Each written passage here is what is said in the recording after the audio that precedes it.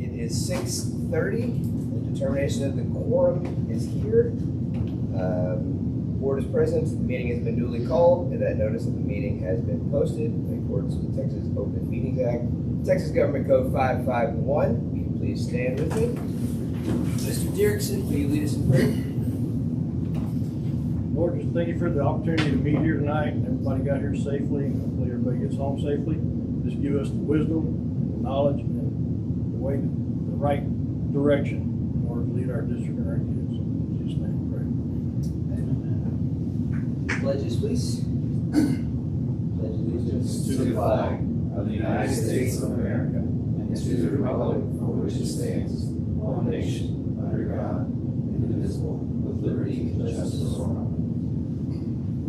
On the Texas flag, I pledge allegiance to thee, Texas, one state, under God, one indivisible. Every time. All right, is there any public comments? All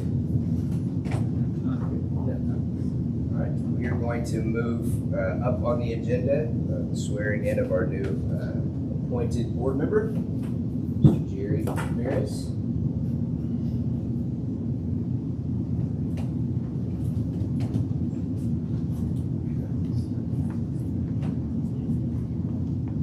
Raise your right hand and repeat after me.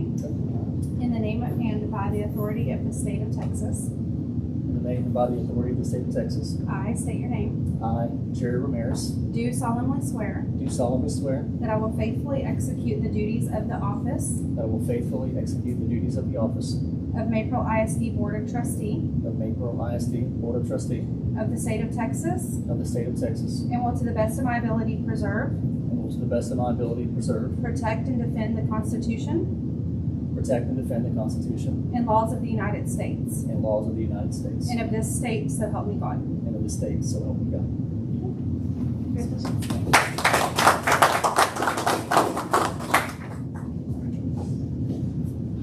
Sir.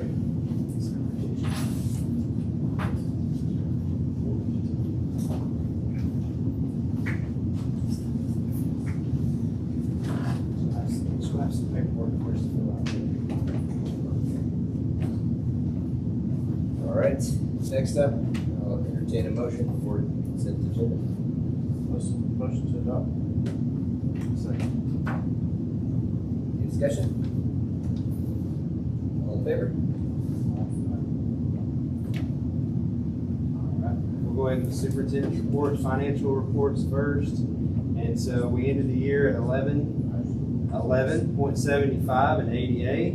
Our budget was built on 11.30, and we are currently paid at, this is a little higher than 12.17. So we ended the budget fairly close with our, as far as our ADA piece. And when you go down to the bottom, you have the budget amounts where it says revenue and expenditures. If you look over to the right-hand side, we have budget appropriation. That's the $15 million.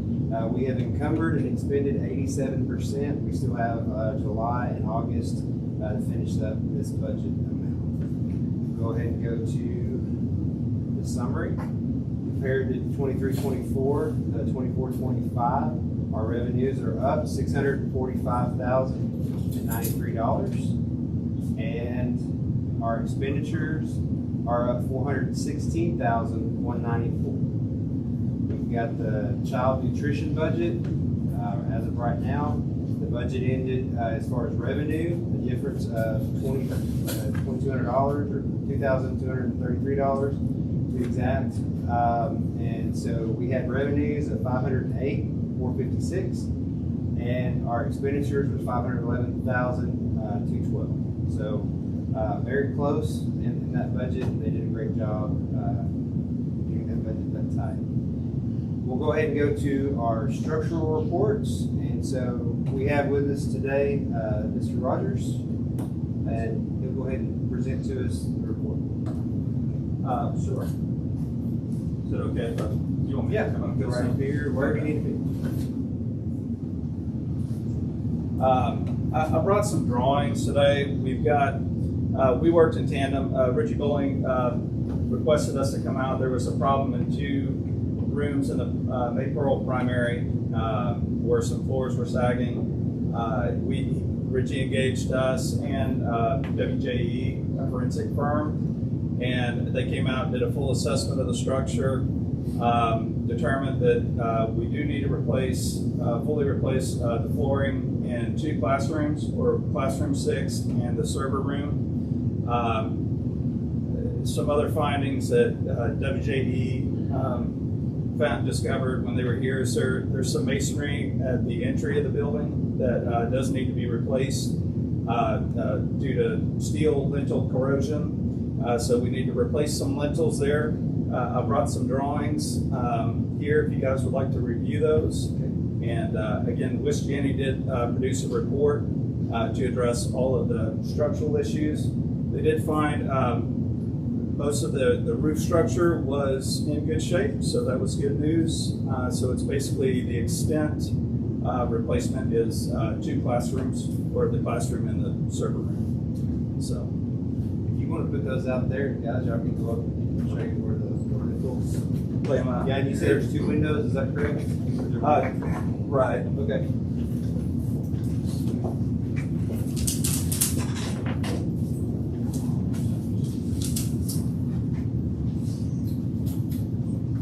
There was also, right up here. Yeah, there was also the coping at the entry, right, that also needs to be replaced. I don't have a copy of Wisciani's report. I can send that. It's attached. Yeah. Okay. And we did a summary letter as well. This is our drawing. We have first couple of sheets are just typical details, but this can identify the 2 areas. This is a server room, and then adjacent is the nurse's office. We also saw some deterioration, termite damage, moisture damage, that kind of thing. Classroom 6, and then also the counselor's office that's right there adjacent. There was also some sagging at the window.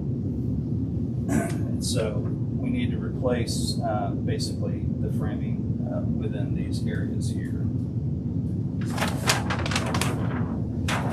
And this sheet is showing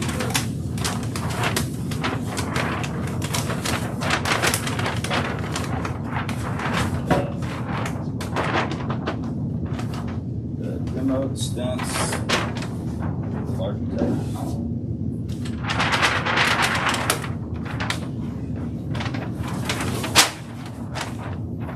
So this is the server room here, and then the adjacent nurse's office. So this all needs to be demoed, just It's like behind in this area, like it's nothing over. Correct. In good shape. correct. Yeah, there was one other joist on this side that had just some minor damage. We're just recommending going in and sistering that joist, no demo.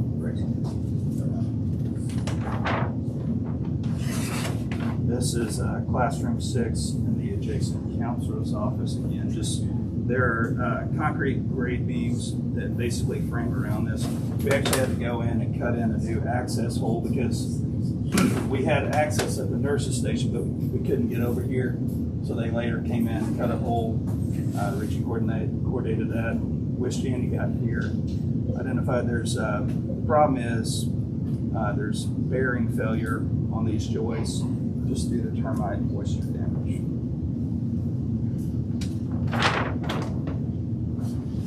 This is showing our repair drawings, basically coming in, leaving all the concrete grade beams here, coming in with like structure, 2x8 standard salt and lumber, pressure treated just to prevent future water damage.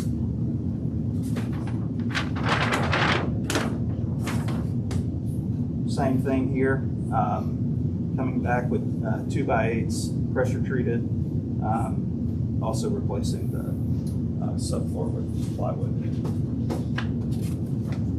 Everything else, he said, Wisciani said that the other crawl spaces, he said they look good, so he was, but kind of barring any, he couldn't speak really to termite damage there, but he said there was things looked sound structurally, so that was good news.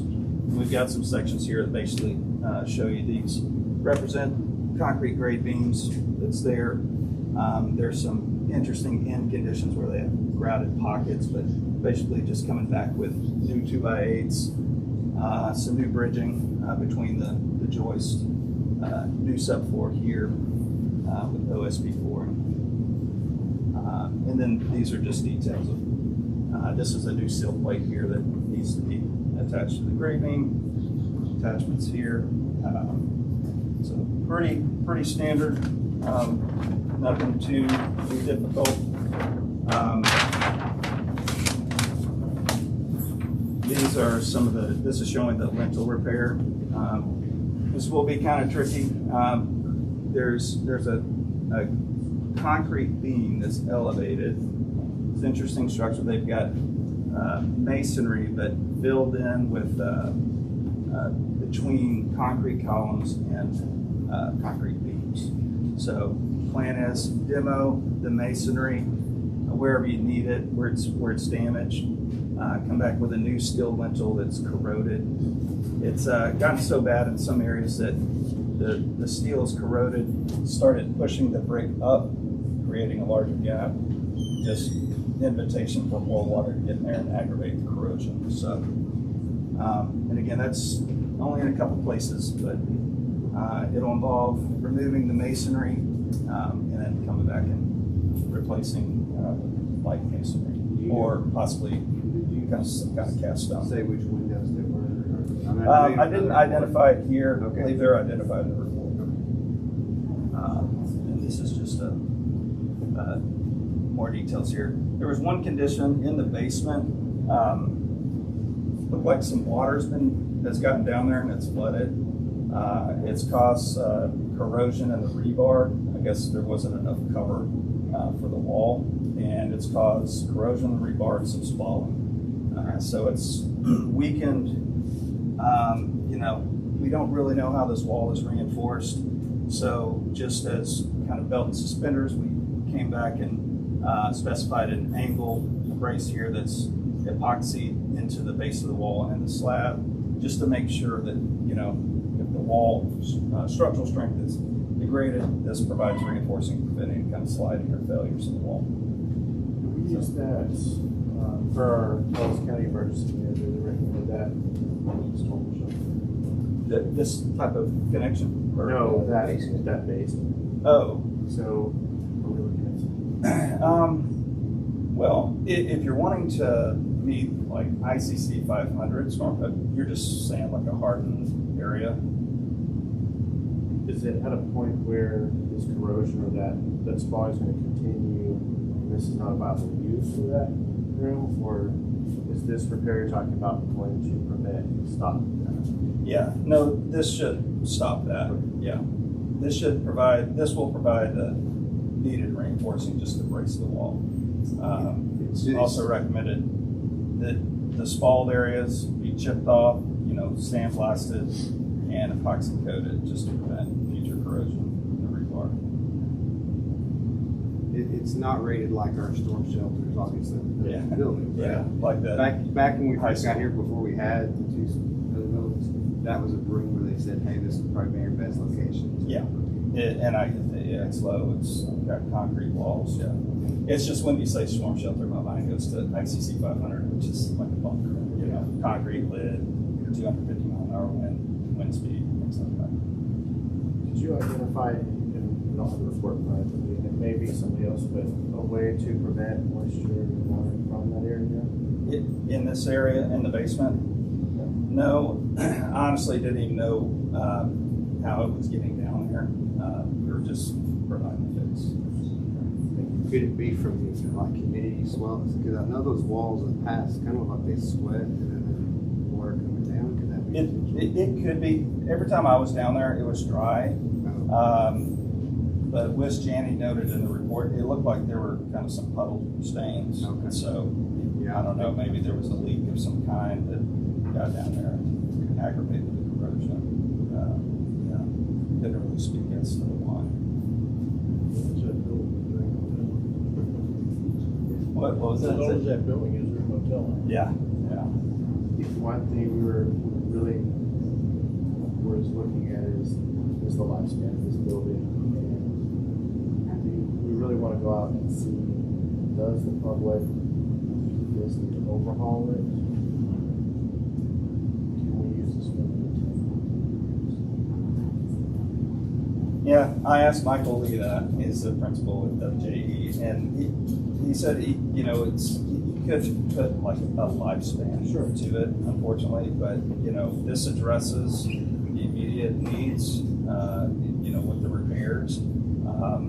The issue that I would take with it is that once you get termite damage, we didn't see damage in other areas, but it doesn't mean that it's not there. And as far as the termite prevention, inspection things, that's we'd hope that somebody could come in and just prevent spread. But yeah, I mean this, the other areas, they look good. So I think you can definitely get some more life out of the building with this repair. And then you can't really speak to the total amount, unfortunately. But I'm sure it would depend on numbers, what it costs to do the replacement, as far as value decision.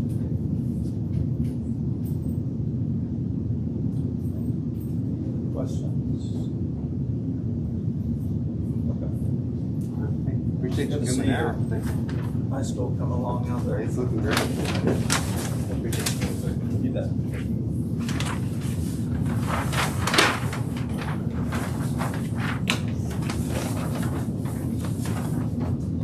Would you like me to leave a copy of these here? Or? Yeah, if you would leave them with Josh, and we'll give them. I brought another copy. Just take these.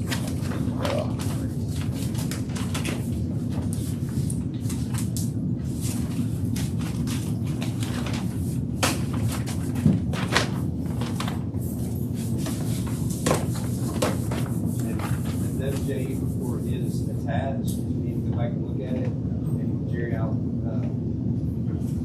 we're going to do a training before you wait, but I'll get you a copy of this.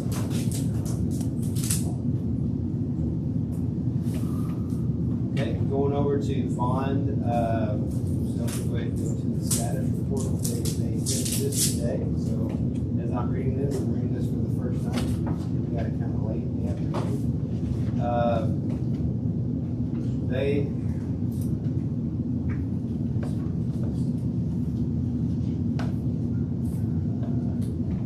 All right, so construction contingency balances, I'll go over that first. There's $27,734, and then owner contingency balance of $163,515, and that's for the high school. The middle school contingency balances, there was a $271,064, and then owner contingency balance of $66,962. Total budget was $35,166,660, and so far we are at 65% complete with $22,912,121. So the things that we saw tonight, the middle school may not necessarily be reflected in this report. I keep thinking this is a touch screen. It is, but it's not working on. The sites, the middle school science lab casework installation is complete. Flooring installation is complete.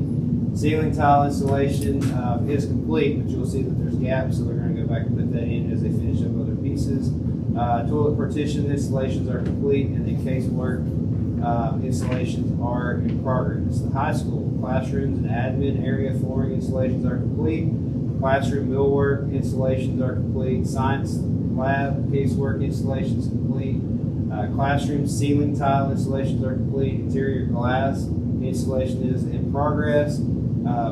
High ceiling drywall installation is in progress, and so that's that foyer area, and then some of the cafeteria. And then the stage equipment rigging installations are also in progress. And so on this report, you can see the pictures there. You saw what was at the middle school, and then there's a picture of the high school stage area. You can see where they're putting the sheetrock in. eventually, once the lights and the rigging and all the things are put in there, there's actually some wood elements that they'll put up there in the ceiling part of it, and so it's gonna turn out really sharp. Just in 2 or 3 days, I've gone just the last 2 or 3 days and come back, and it seems like a lot of things changed around the two campuses. So very excited to see every time you go, it's a little bit more done, a little more. So we are on progress to be able to take possession of the building and open in August. The only concern that we're running into right now, for full disclosure, is that our doors are supposed to come in. They were pushed back just slightly, and so they're coming in a little later than what they would like. But they are still supposed to be here in mid-July and everything installed. So we may be moving some furniture in while they're still putting on doors and going back. They're going to be going back and doing punch list items and things as well here in that month of July and early August. So just prior to school. Let's see. Other things, as far as the restructuring piece today, admin, the small office downtown, was moved out, and I heard it was quite fun for those that were involved. Different movers today than what we've had in the past. Same company, but different movers, and so they had quite a day. But I believe everything is moved Yes. for the most part. Okay. Yes. All right, so we'll be setting up over the next 2 weeks, and we'll be opening. Admin is closed for this next week for the 4th of July, but in the next week, July 7th, admin will be open. All other moves have been made except for the high school move, which will be the one-story, the oldest one-story portion, and we'll be moving in those items into the new building once everything is available for us to move. I believe that's around the July 14th, 15th range, and new furniture is coming. We actually have a meeting. I want to say it's next Thursday, Wednesday or Thursday, to discuss the plan to get the furniture moved and put in place at the new campus. We will have also taking delivery of the new furniture for the cafeteria edition that's not even started yet. And so we'll be finding a location to be putting that furniture temporarily in that one-story portion of the building until those classrooms are done. That's where we're at so far. We'll go ahead and go to next 2 items, any check payments, list questions.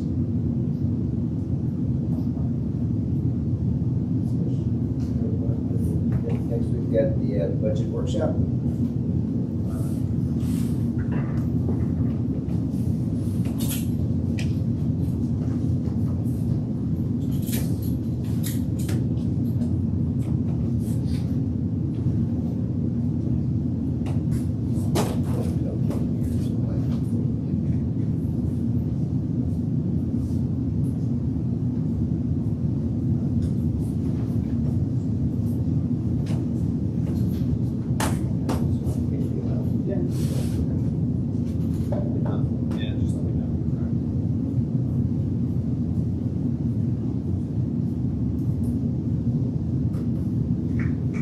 Alright, so as some of y'all that have been on the board for a couple years know, we usually bring you the budget workshop in July. We're bringing you a little bit of a preview in June this year because of the new legislative updates and what we're trying to get accomplished tonight with the compensation package mainly. And so what we're going to kind of go over, first off, for some of the newer board members, just a budget 101 information on what we do with preparing the budget. And then we'll have our budget considerations for this next school year. And then we'll go over our compensation plan that we're presenting tonight. And then what the preliminary budget numbers are looking like from the templates that we use to come up with our revenues and that sort of thing.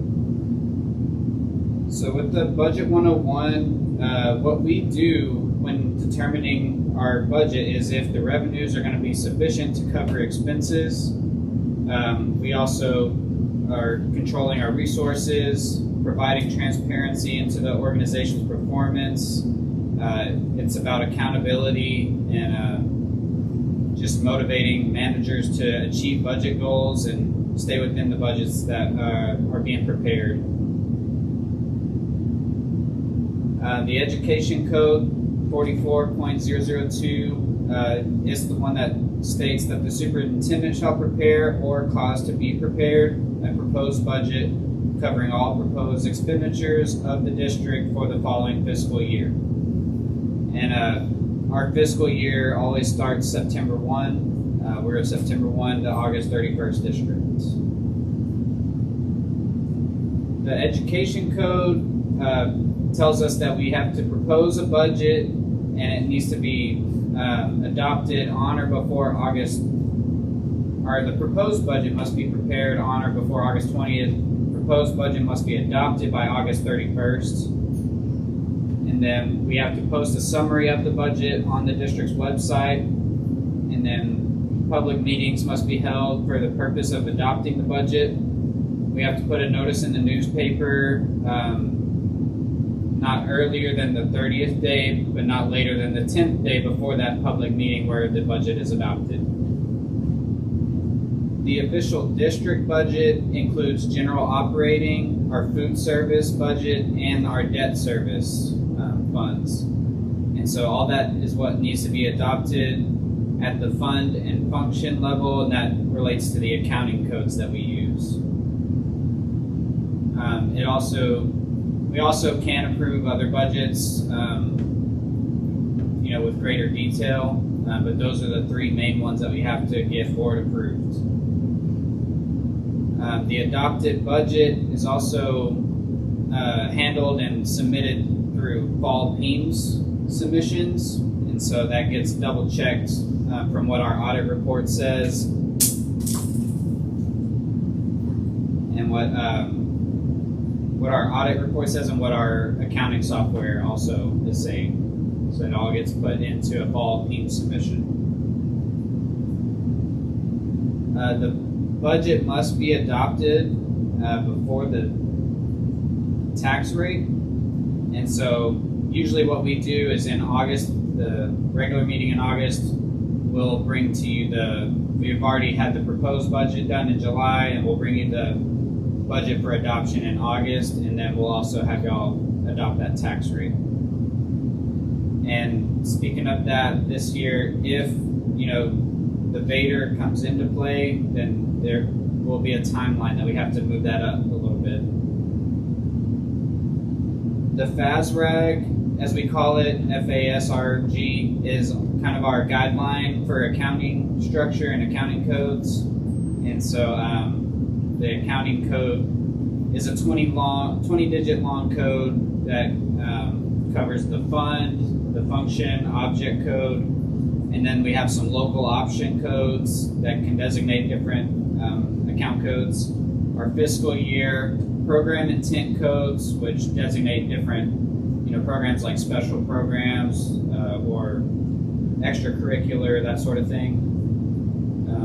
And then category codes that we can also locally define. So the main part of our accounting code is that first 3 digits. It's the fund code. And so, for instance, as I said, we have the general fund, the child nutrition, and then the debt service. So the general fund is 199. So anything under that code, that's all our maintenance and operation budget. And then 240 would be our child nutrition code. So everything under 240 is child nutrition budget. And then 599 for the debt service. And then the next most important 2 numbers is those following 2 digits, and those are the function codes, and that relates to what you see on the screen there with all the different kind of breakdowns of instruction, your instructional resources and media, curriculum, 33, the health services, you got your extracurricular activities, and then 41 is general administration, so the central admin codes there.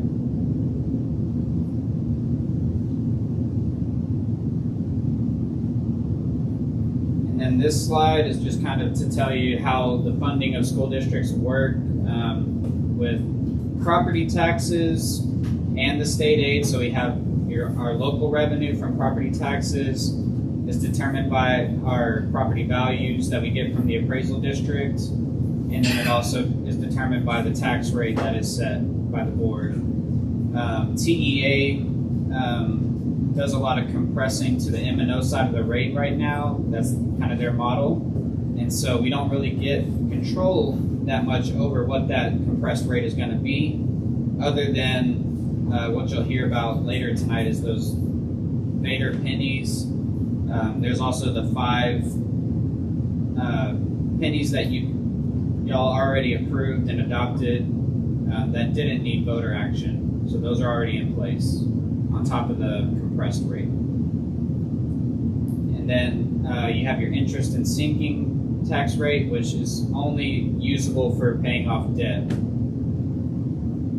On the state side, they have some different formulas in which they provide their share of the revenue for school districts. And so that's influenced by enrollment, your average daily attendance, your special populations. So what a lot of people don't know is that it's not just the average daily attendance that is driving it, but it's a weighted average daily attendance. So all the different special populations that we have, like your bilingual, your economically disadvantaged, special education codes, that all gets a higher weight. And so it's not necessarily just based on our enrollment, but that affects the formula with each one of those special pops.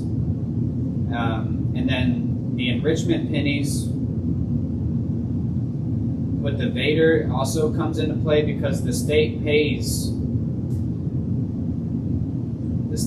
in their formulas, for those golden pennies that we call them, and then the copper pennies that have a smaller yield, but they still kick in a little extra. And then the basic allotment, you can see it did get increased by $55 this most recent legislative session. So it's something, it's not a lot, but it's more than what they've done since 2019. So now for our budget considerations for this year, some of the things we are looking at, the impact of the legislative session and what that teacher retention allotment that they included is going to do to our salary schedule. So Can you speak to a little bit to what that is? Yeah, so that teacher retention allotment that they included, they're giving us funds to raise our teacher's salary schedule, which is only going to be for teachers of record. So that means they have to be coded in our system as having students, a classroom of students.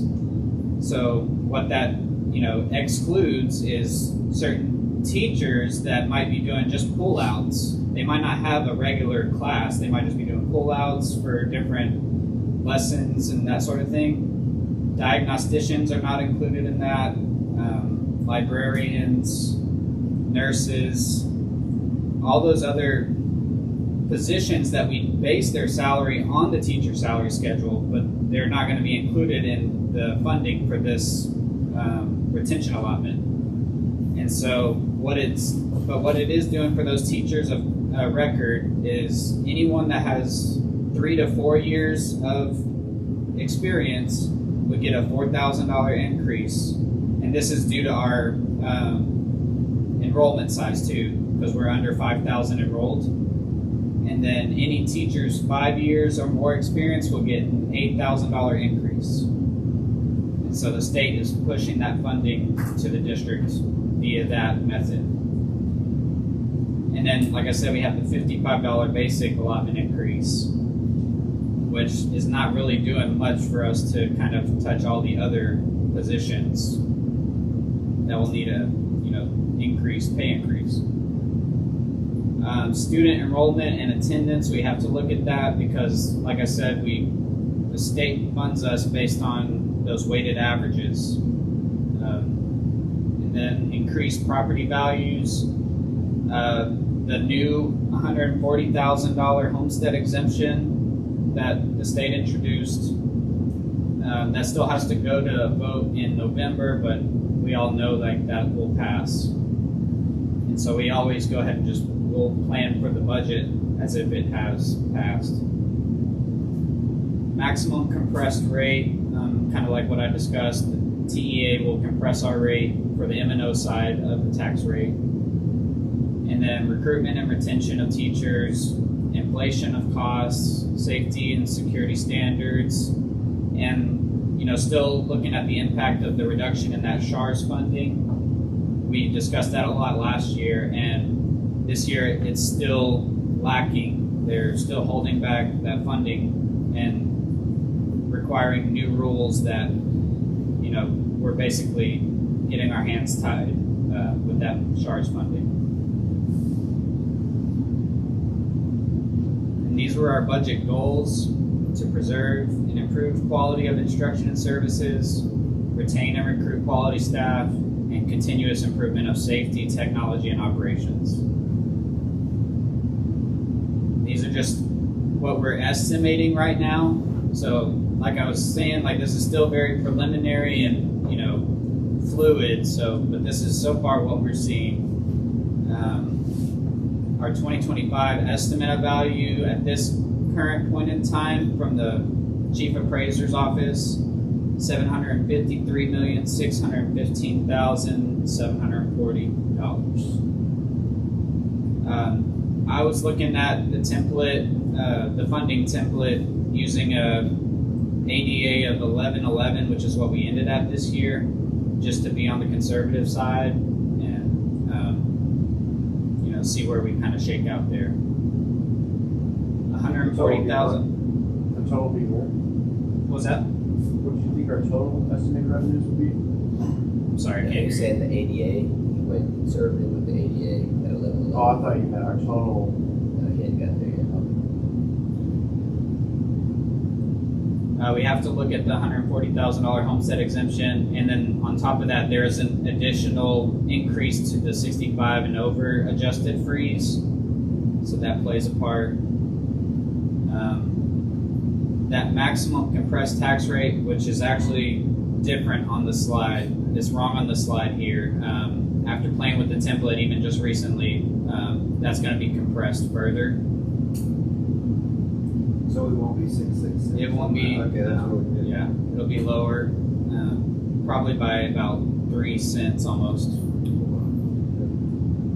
And then total 24-25 estimated state funding from what the template was saying, which again, this is still very early and fluid.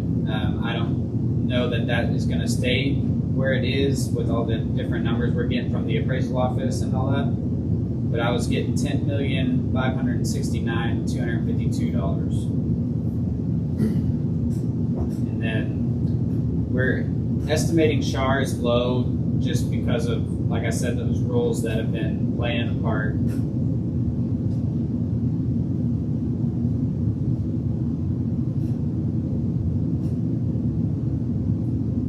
So here is a look at, this is our current year revenue and expenditures, just kind of see where we're at, and this is an estimate because we still have 3 months of expenditures to kind of finish out the year.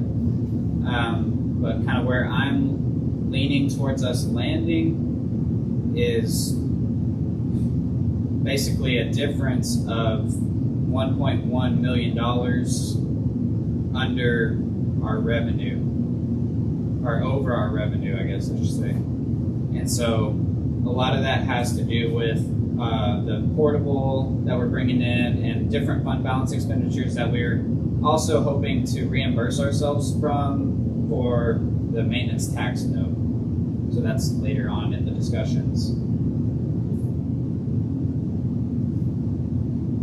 So reimbursable items through a maintenance tax note will help us kind of recoup a lot of that. And then some other actions we're, trying to do to reduce the shortfall is holding 10% reserves on most supply and travel accounts. I mean, it's not really a lot whenever, How much is that? How much is that? It's maybe roughly about 80 to 90,000. Yeah, it's not a lot, but I mean, because when your payroll makes up 76% of your budget, you don't really have a lot on the supply side. And again, these are just estimated figures for year end. This is kind of just a look at our fund balance history.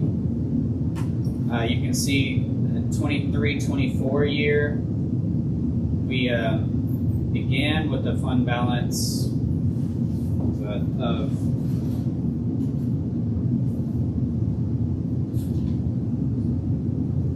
small. We began with a fund balance of $4,628,244. We did end up putting a little bit back into fund balance last year, and so that brought that fund balance up to about 4.9 million. And so we're hoping that, with reimbursing ourselves from the maintenance tax note, that we won't have to take a huge hit to that fund balance, but we likely will be decreasing there this year. Remind us just what do we want in the fund balance? What is the balance we want to keep? We generally would like to keep 3 months of operating expenditures. And I mean, when you look at just payroll by itself, that's roughly $800,000 a month. So, I mean, yeah, it gets a little tight when we're looking at the fund balance. That's where I was going. Yeah. You got the money in there, but you've got to keep a certain amount as well.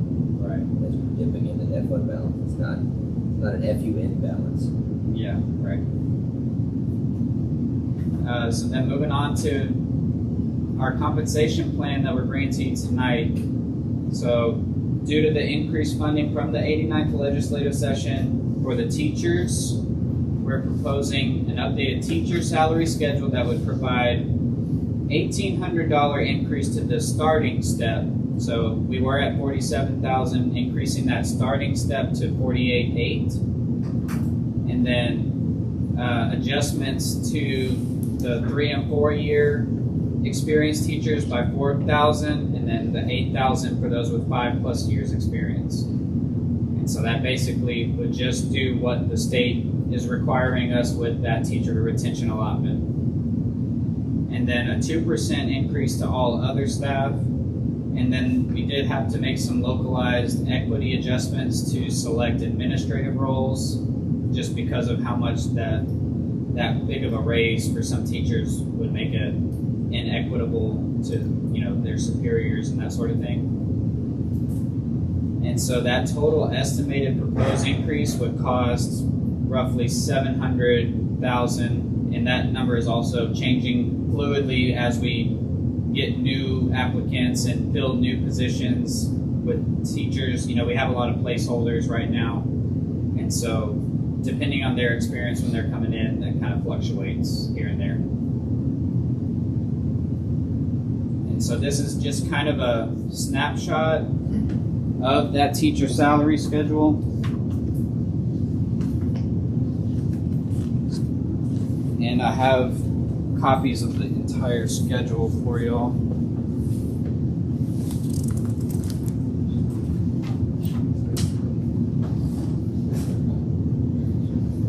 And sorry that it's small print, but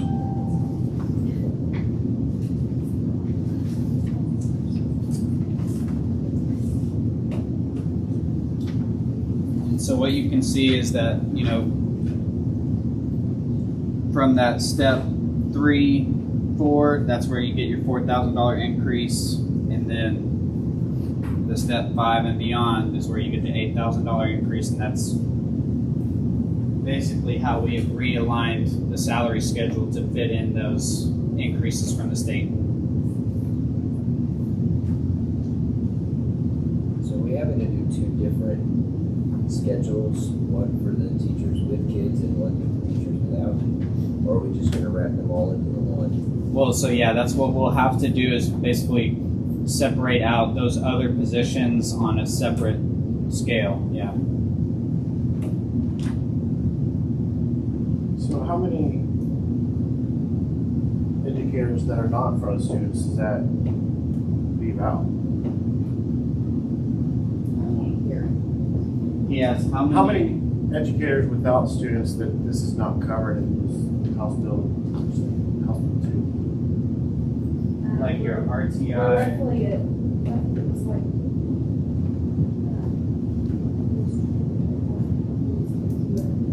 but we've got a few diagnosticians, RTI, speech therapy, so there's 2 in that, so we're probably looking at least 10. There's, our nurses are currently on the teacher salary schedule, so there's 2 of those. Our counselors were on there, but we were able, with just having 1 remaining and we replacing the other ones, we were able to move them off of that scale. Yeah, so they're part of the locally adjusted scales.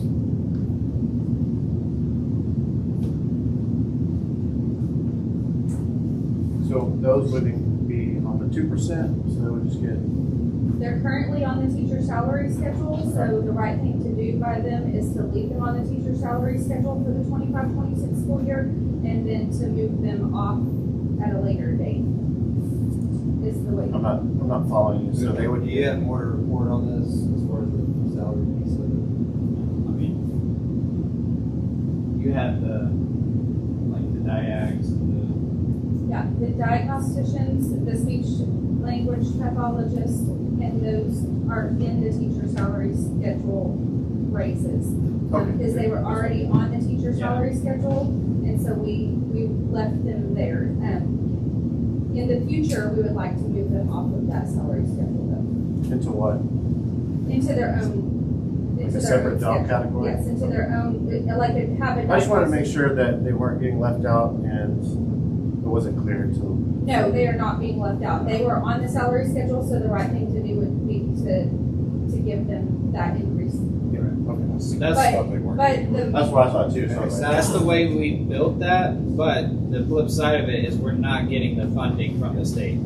So Josh, to be clear, anyone that's on a teacher salary scale will get the same rate. They will still be on the teacher salary scale. But only That's how I remember. 90% of it's funded by the state. It's just those different ones that are not coded as a teacher with students, we're not gonna get that extra funding to fund it. We're gonna have to come up with it. So that 10, 12, whatever it may be, Right. so we're looking at 40 to 80 grand. Give or take. 30 grand. Where does the 2%? That's just for. So 2% is basically anyone that's not on the teacher scale, like your paras, librarians.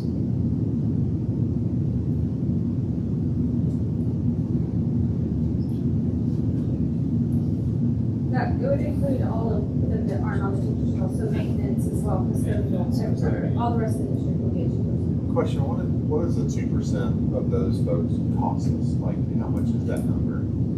So I don't have that. Sorry, you don't have that. I don't have that like specific piece of the increase. She might be able to pull it up, but What we're looking that's at, going to be though, what we're 2% looking at right now, though, even before this minute, is looking at the template. We're finding that there may be additional funds for us to be able to increase that more. Because we just got that template in the last couple of days, we weren't just, hey, let's just jump out there just yet. Let's make sure we get the number right before we come back. So our expectation. We're not making this decision because We would like to make the decision as far as at least this piece for now, but if we were able to add more to our at-will employees, then we want to bring more to you guys. Yeah, so what this would do by approving this now is help us in, doing the hiring process over this summer, so that way we can quote the new coming teachers and stuff on the new scales that, we're having built. And that helps, them kind of weigh the options of, because we're going to be getting a bigger increase for those 5-year plus teachers than say at Midlothian, because they're over the $5,000 or 5,000 student enrollment, and so they're not going to get as much of an increase over in those bigger districts. And the other side of that is, it's not we were trying to pick winners and losers in this. We had, the state did that for us. numbers. They said, hey, Oh, no, here's yeah. who's gonna get what. We just, And we're trying to clear backfill everybody else. on making sure that everyone. Yeah, I was thinking the diagnostic positions. That's what We're not people are gonna- concerned. Right. Not gonna get That was- raised. And Poor we're explanation also on my remember part. that we passed in our That prior might go around. budget that's built in, we passed the retention stipends and the signing bonuses as far as the teachers who came in, retention, and those kind of things. So there's some things that were already built in, yes, the insurance, $400 a month that we pay and that kind of stuff. So we've got some things already built in, but we want to make sure that we refine our numbers and come back in July and see that we can try to do. But up until literally a couple days ago, it looked like that was about as good as it was going to get from us. And as the template gets more and more revised, and what the reason why this takes time is because all this law has just recently been passed, and so they're finding little issues with, they're cleaning up those pieces, and so it just takes time. This is part of that process. Josh, can you go back a slide? Another one. Yeah, that one. So of that 702,883.53, how much of that is subsidized by the state, and how much of this is actually affecting our So quote-unquote? from my template, I was pulling who all is coded in our system as a teacher of record. We have roughly 9 to 10 that are teachers with the 3 to 4 year experience, and then around 62 to 65 teachers with 5 years experience. And my number was coming up around $540,000-ish from the state for that increase that they're wanting us to do. And so that would leave us, you can see, with another 160. Cool, thank you. If we talk about this again next month, I would love to know kind of like what that 2%, like how much that costs us, if it's more or less, just how much it is. I've got it for you right here. It's roughly 290,000. 290,000. So the 2% increase for the non-teachers would be about 290,000. Adds up fast. That was That's way more everybody than that's that. not in Exit 11, so that's correct. Well, I guess it would- there's a few people in FN 11, so it's probably closer to 290,000. She's too smart. Thank you, that was insanely fast.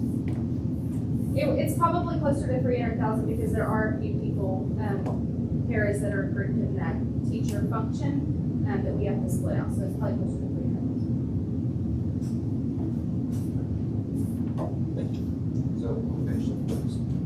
Sorry. No, you're good. Yeah.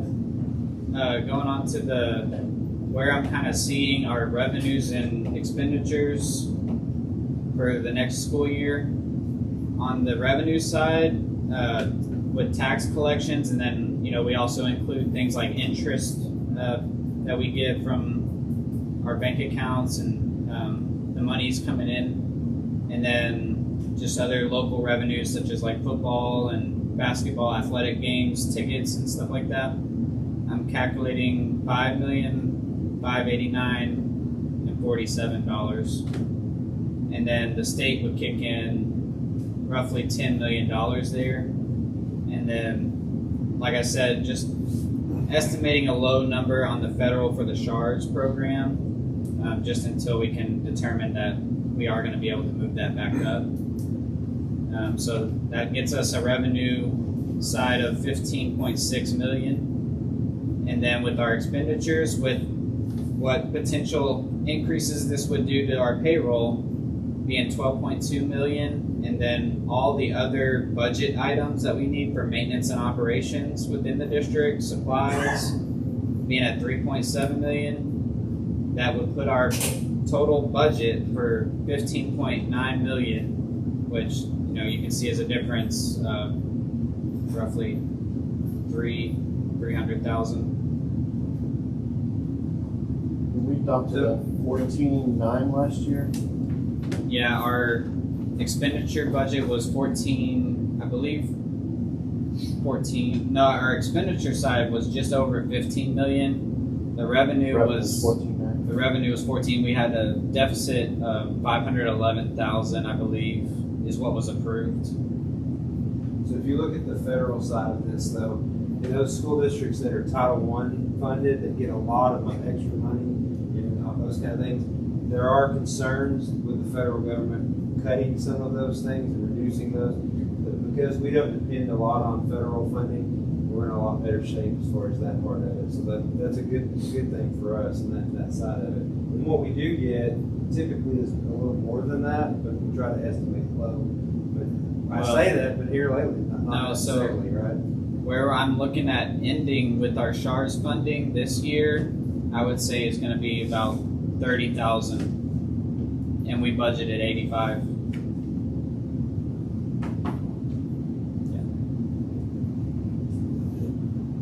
Any questions? This is a open hearing. So if anybody has any questions, try to answer. Do you have any questions?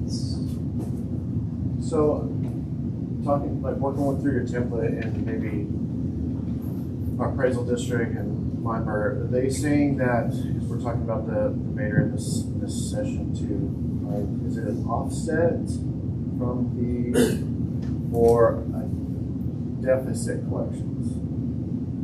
Like the increase in homesteads, the 140 are 65 and older, increasing in their tax deferments versus our collections. So yeah, that's going to mean that our collections will likely go down with those homestead exemption increases. But so what should happen is that triggers the state to kick in more on their side, because they have a required amount of how much a school district is supposed to be funded at. And so in the perfect world, the state kicks in more when your property collections go down. That's what I think the lady from Casey was talking about. Whole harmless piece. Right. And there's going to be some variables with that, especially with that 65 and older piece, and then with the 140. It also impacts your bonding capacity in the future and those kind of things. We can talk about that. Anything else? And this was based off of an ADA of 1111, which was very conservative. Right. Yeah. What was our average ADA, I guess? Is there a way to... Well, so we ended last year at 1111. We've been budgeting the past couple years at 1130, with our enrollment being just above 1200. 1207 is usually where we've started the years at. Our enrollment ended at 1173 this year, and our average for the whole school year was 1111. So that's why I just kept that there at 1111. But yeah, we can model some different ADAs as well. No, I was just curious. I was thinking that was conservative. Yeah, and that ADA piece, like when you budget higher ADAs in the template, it's not really driving a whole lot of additional funding. It's just... I thought we ended at about 1118, 1119 last year. Am I wrong on that? We ended last year at 1122. Yeah.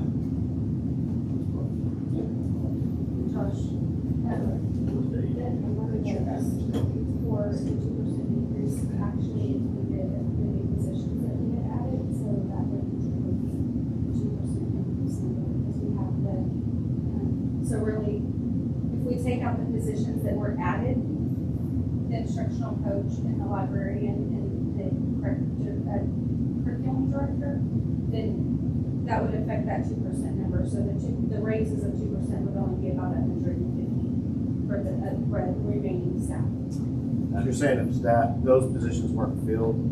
Those positions are new positions for the 25-26 school year. So they are going to be in that number. And so really the raise for the 2% raise for the remainder of the staff is only about 150,000. Sorry, I just thought of that while you guys were talking. All right.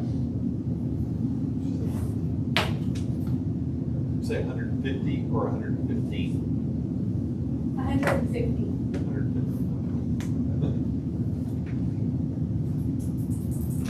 150. It's hard to hear in this room, right?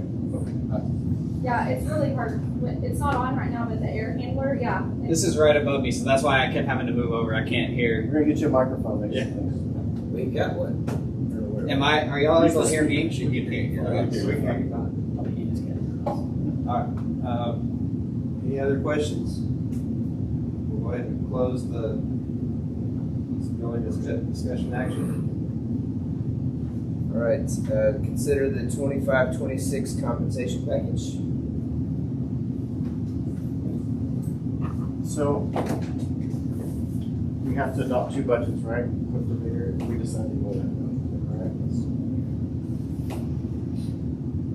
Can just adopt a budget with the understanding that whatever the mayor comes in for the first year, you would come back and adopt, you would do an amendment to the budget of what you would do from you as far as not salaries, but like stipends or those kind of things. Typically what they do is they suggest, we'll talk about it, So, and this compensation piece is not really the budget or anything, it's just kind of the compensation package for payroll. This will help us with the remaining hiring that we need to do. And we can always make You changes. got your calendar up there, but. I'm gonna Teams him in, but I need to take notes too, so So whatever. we're on the consider the 25-26 compensation package. Can you give us the total of what that is? Yeah, it was that estimated 702, yeah, thousand. I recommend that we approve the 25-26 compensation package as presented. So moved. Second. Any discussion? Any questions? You got any questions? You good? All right, all in favor?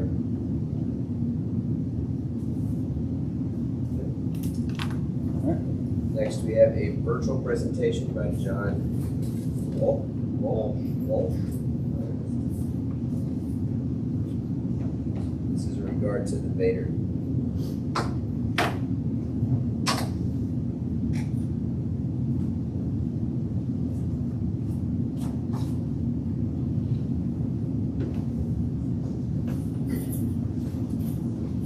Hey, John, can you hear me? Is there a way to get him through the speakers? Just a second, John.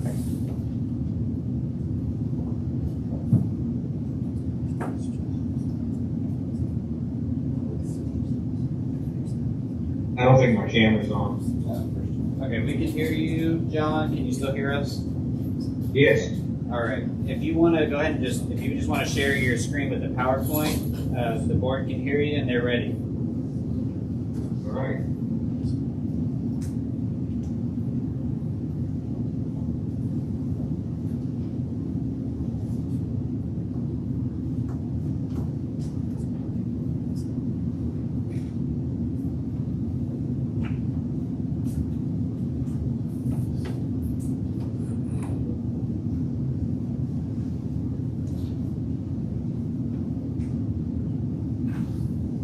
Okay.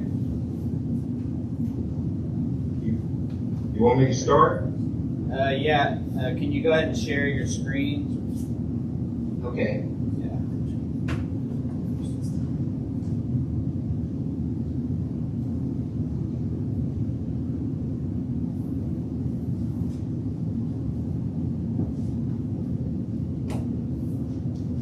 Okay.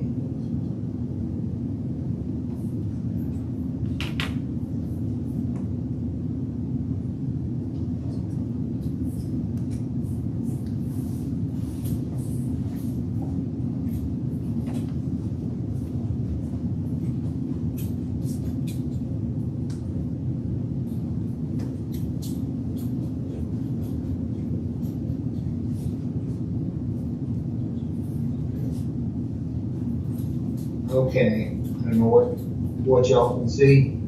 See anything yet? No, we're not seeing anything yet. Have you made me presenter?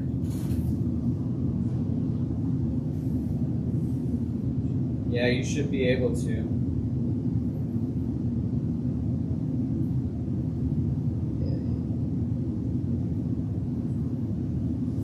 Haven't clicked the share button next to the Yeah, there should be a share button next to the leave, the big red leave button. Yeah, Okay. And then it should bring up a window where you can just select your PowerPoint. okay, it's coming, it just takes a little while, Okay. I think. Keeps flickering.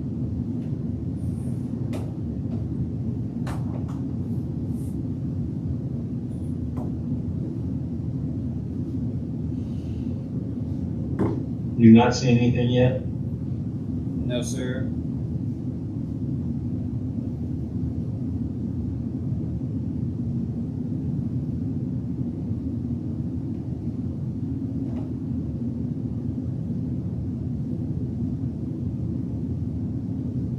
I saw you a second ago.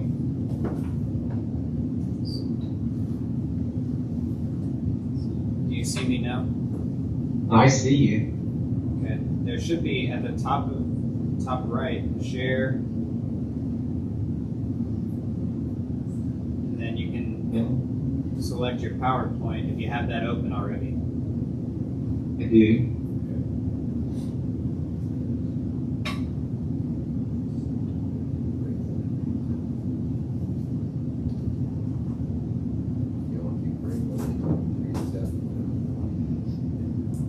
All right, we're gonna take a 5-minute break, let you guys kind of work on it, figure it out. That way there's not a bunch of people Have you standing seen- there and watching. Have you So, seen it yet? no dissent, 5-minute break. No, I haven't seen it.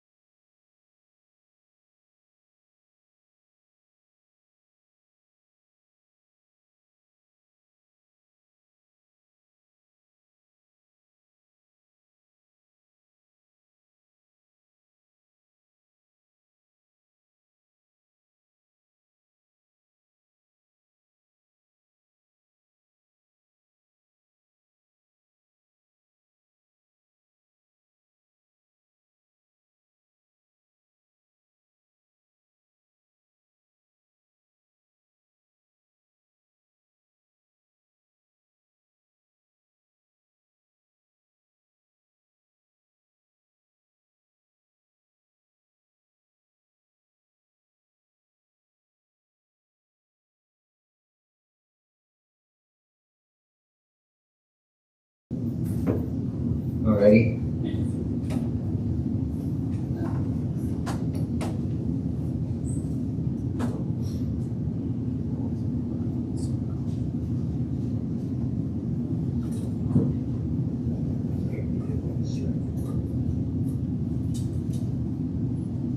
Okay.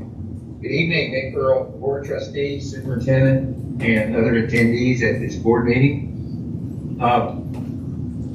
My name is John Walsh, and I've been helping districts with TRH for a long time, and I visited with Mr. Bowling and Mr. Boone, and in order for you to get to see what your opportunities are for generating additional funding, I put together this PowerPoint. And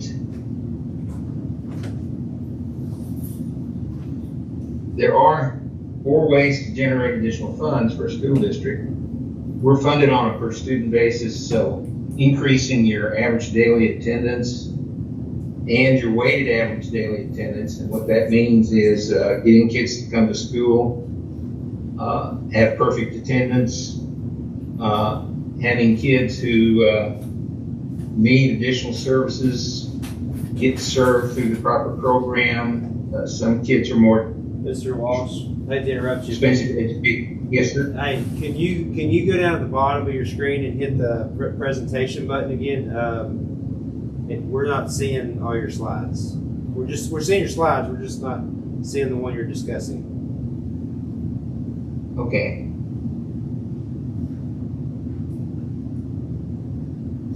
All right. Sharing the window. So you're just going to hit present down at the bottom.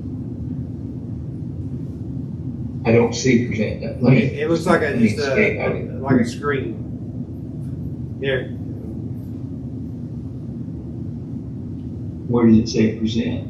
It doesn't say present, but there's just a button at the bottom. Looks like a screen, like a pull down screen. You remember those? It's the one right. Yeah, there you go, right there. Right there. Yes, sir. You'll click on that.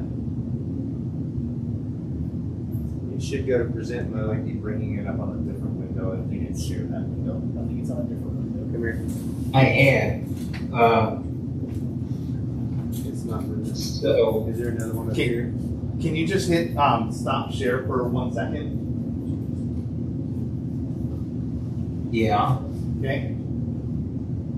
I can put this down.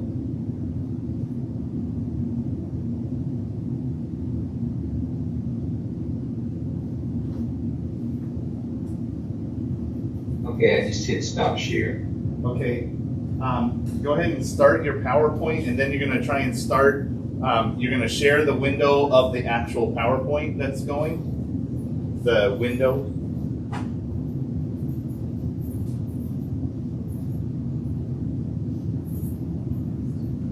It didn't give me a choice to pick it. So I'll hit share again. And new window. And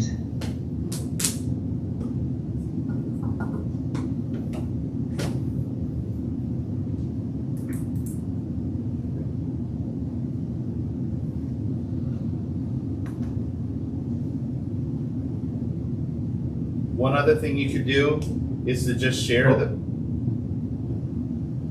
Yeah. You just shared the team window. And so one thing you could do is to stop that share the window of your PowerPoint and just don't go to the full screen presentation. Just go through the slides using. okay, Does that make sense? yeah, Okay. like this. Can you see that? Now you got to share that window of the PowerPoint presentation.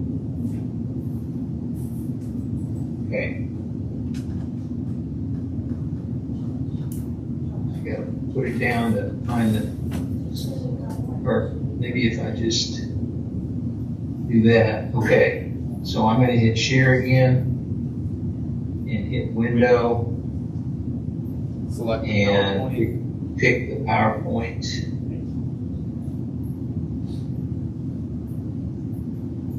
And say share. I think you selected the wrong window. Because that's the Teams. Well, I think I can close down. No, you shared a window, so if you close that window, you're not sharing. So if you just stop that share. I'm gonna stop sharing again. Yep. Hey, now hit share, and then window, and then select PowerPoint. Well, it's asking me to enter my name again. I'm gonna do that. Should I?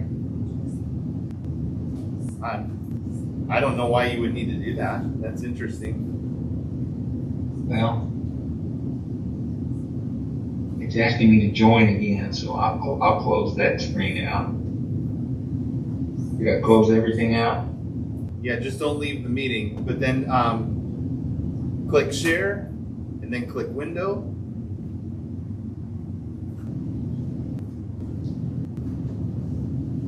I don't see the Teams meeting icon anymore. Yeah, you minimized Teams in your browser, so you should be able to click on your browser and bring that back up.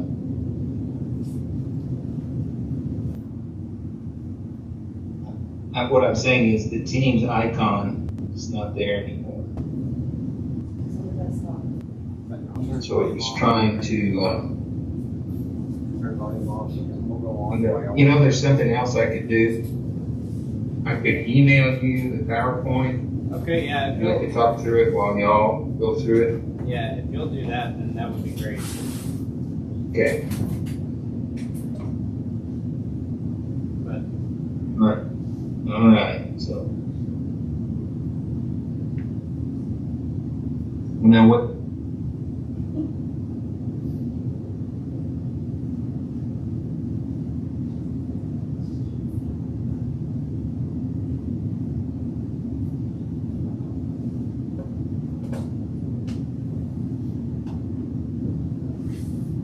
do y'all want to move on?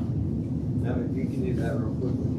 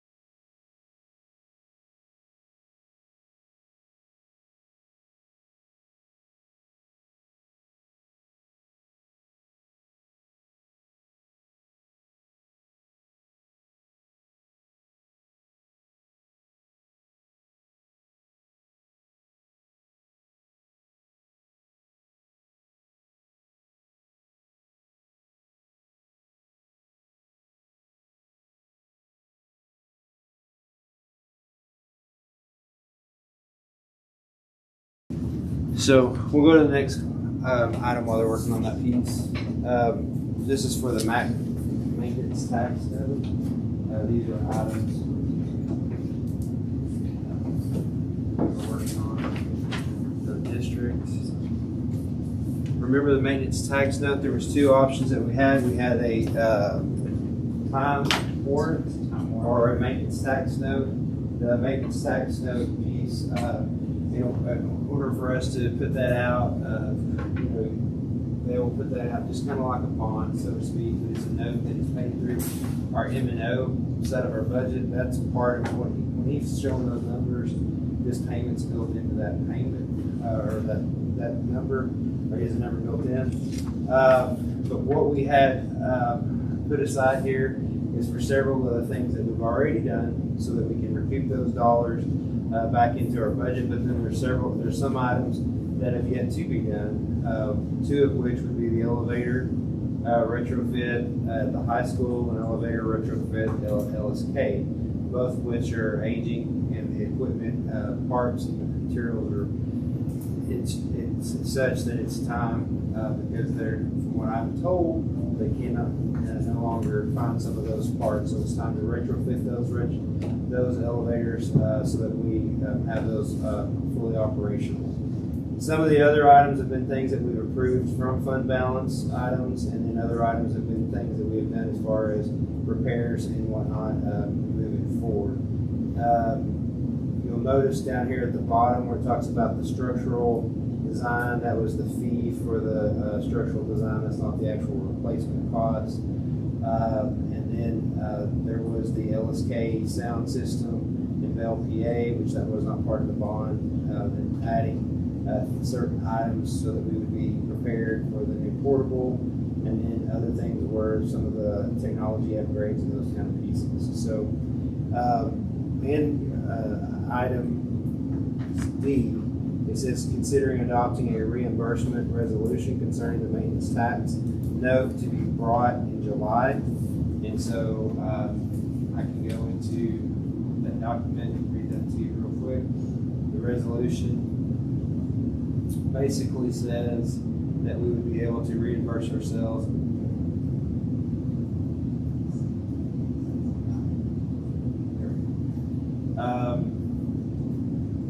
it says resolution declaring expectations to reimburse expenditures with proceeds of future debt, whereas the Maypearl Independent School District intends to issue the project listed Exhibit A, attached here 2, further intends to make certain capital expenditures with respect to the project's current desires, and expects to reimburse the capital expenditures with proceeds from such debt. Whereas under the, I believe that's Treasury regulations, well, if I can say it, 1.150-2, this to fund such reimbursement with proceeds of tax exempt obligations, the district must declare its expectation to make such a reimbursement. And whereas the district desires to preserve its ability to reimburse the capital expenditures with proceeds of tax exempt obligations.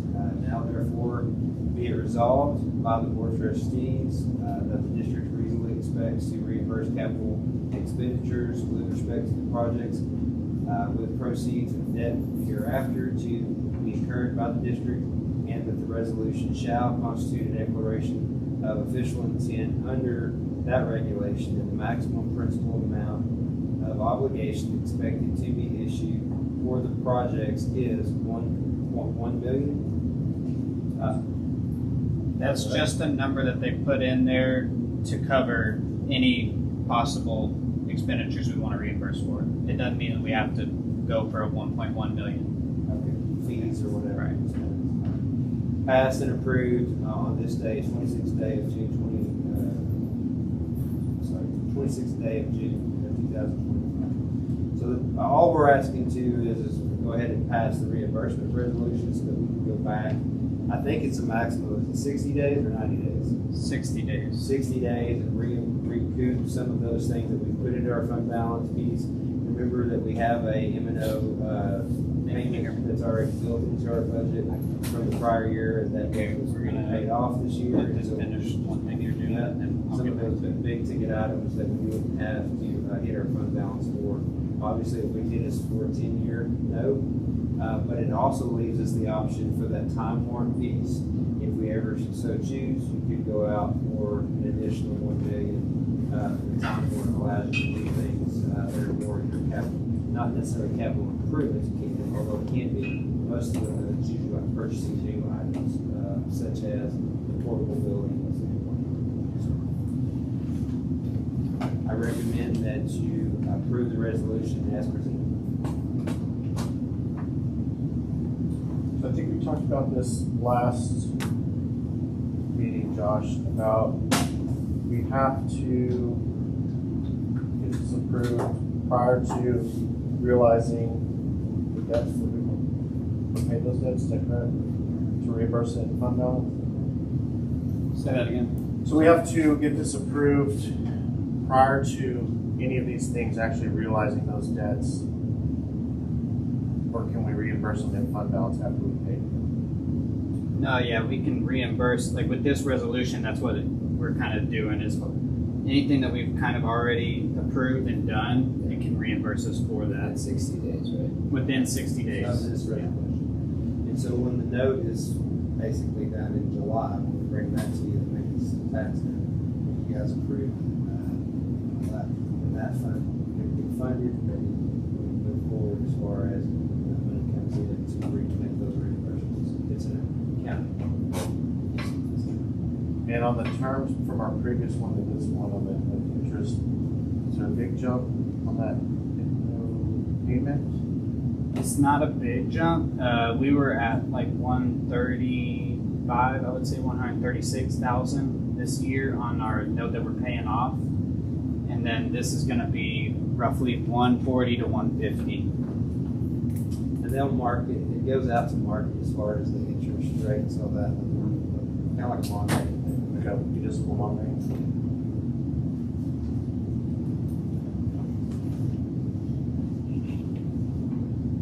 Jerry, do you have any questions about? I need a motion in a second. Then we can go to discussion. Make a motion to approve the resolution as presented. Second.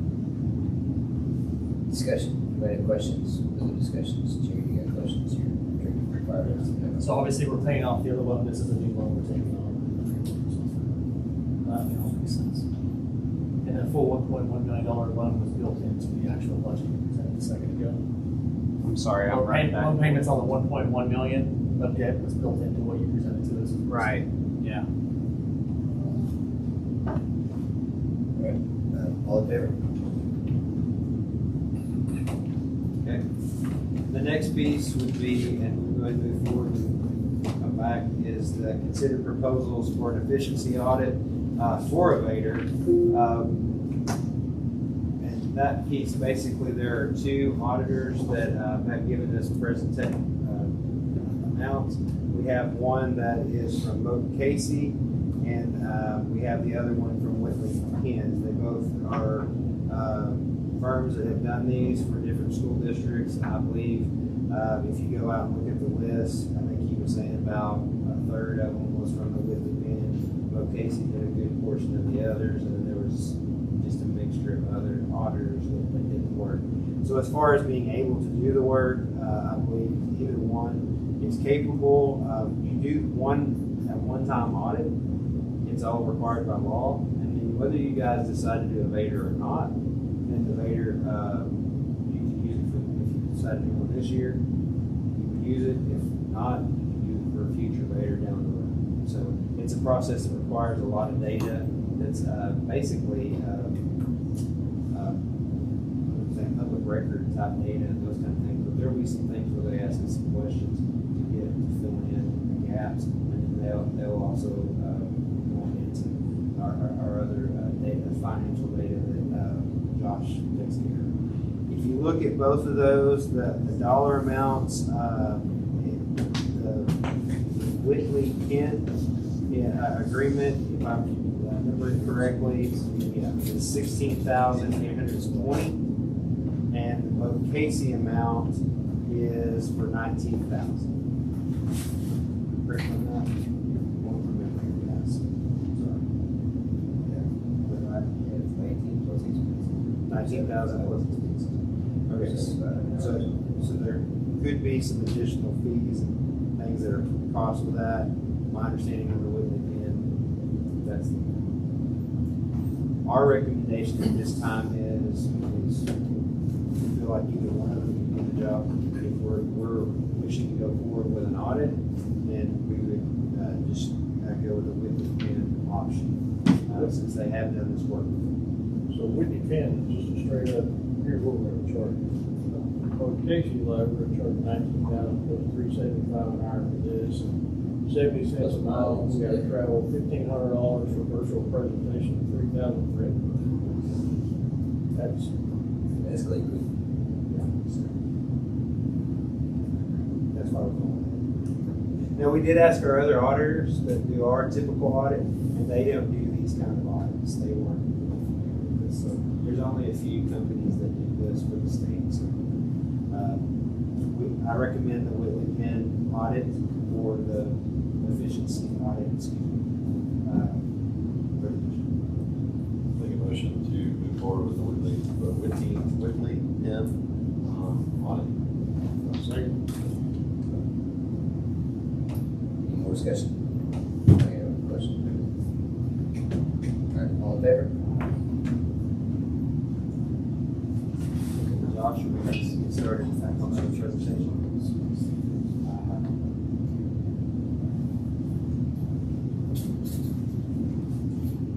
All right, John, can you hear us?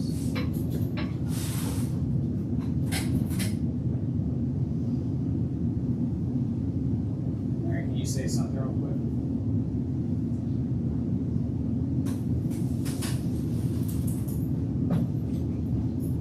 Hold on, we're having issues on volume on our end now.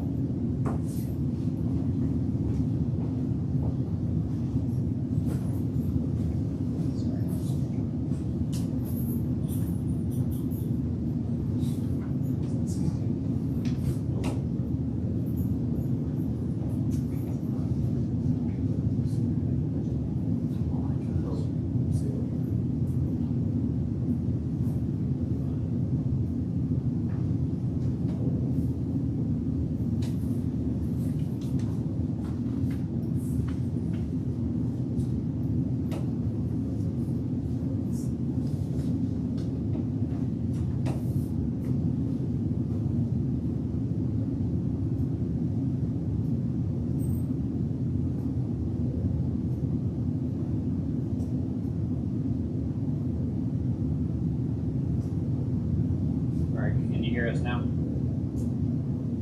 Yes. Okay, there we go. All right, we are ready to go.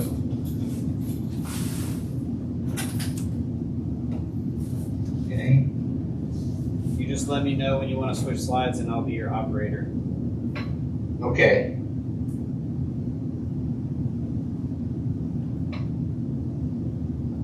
Are you seeing All right. your PowerPoint up there? Yeah. Okay. The first slide, Maypearl ISD, we've already covered that. So I was talking about the 4 ways. You get more kids, you get more taxable value, you increase local tax collections. Your tax collection rate is over 99%, so you're doing a great job there. And the last thing, you don't really have much control over how many students you have or what special needs they have. You don't have really much control unless you're such an outstanding school district that people choose to move to Maypearl to have their kids go to your school.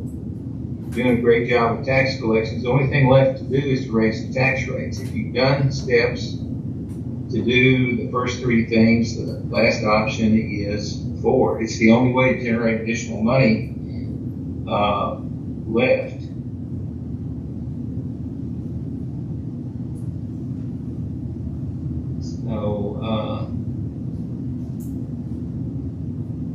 So the way is to raise, the only way to raise the tax rate is to do a better understanding of voter approval tax election. Okay, next slide. And I've been doing this since 2006.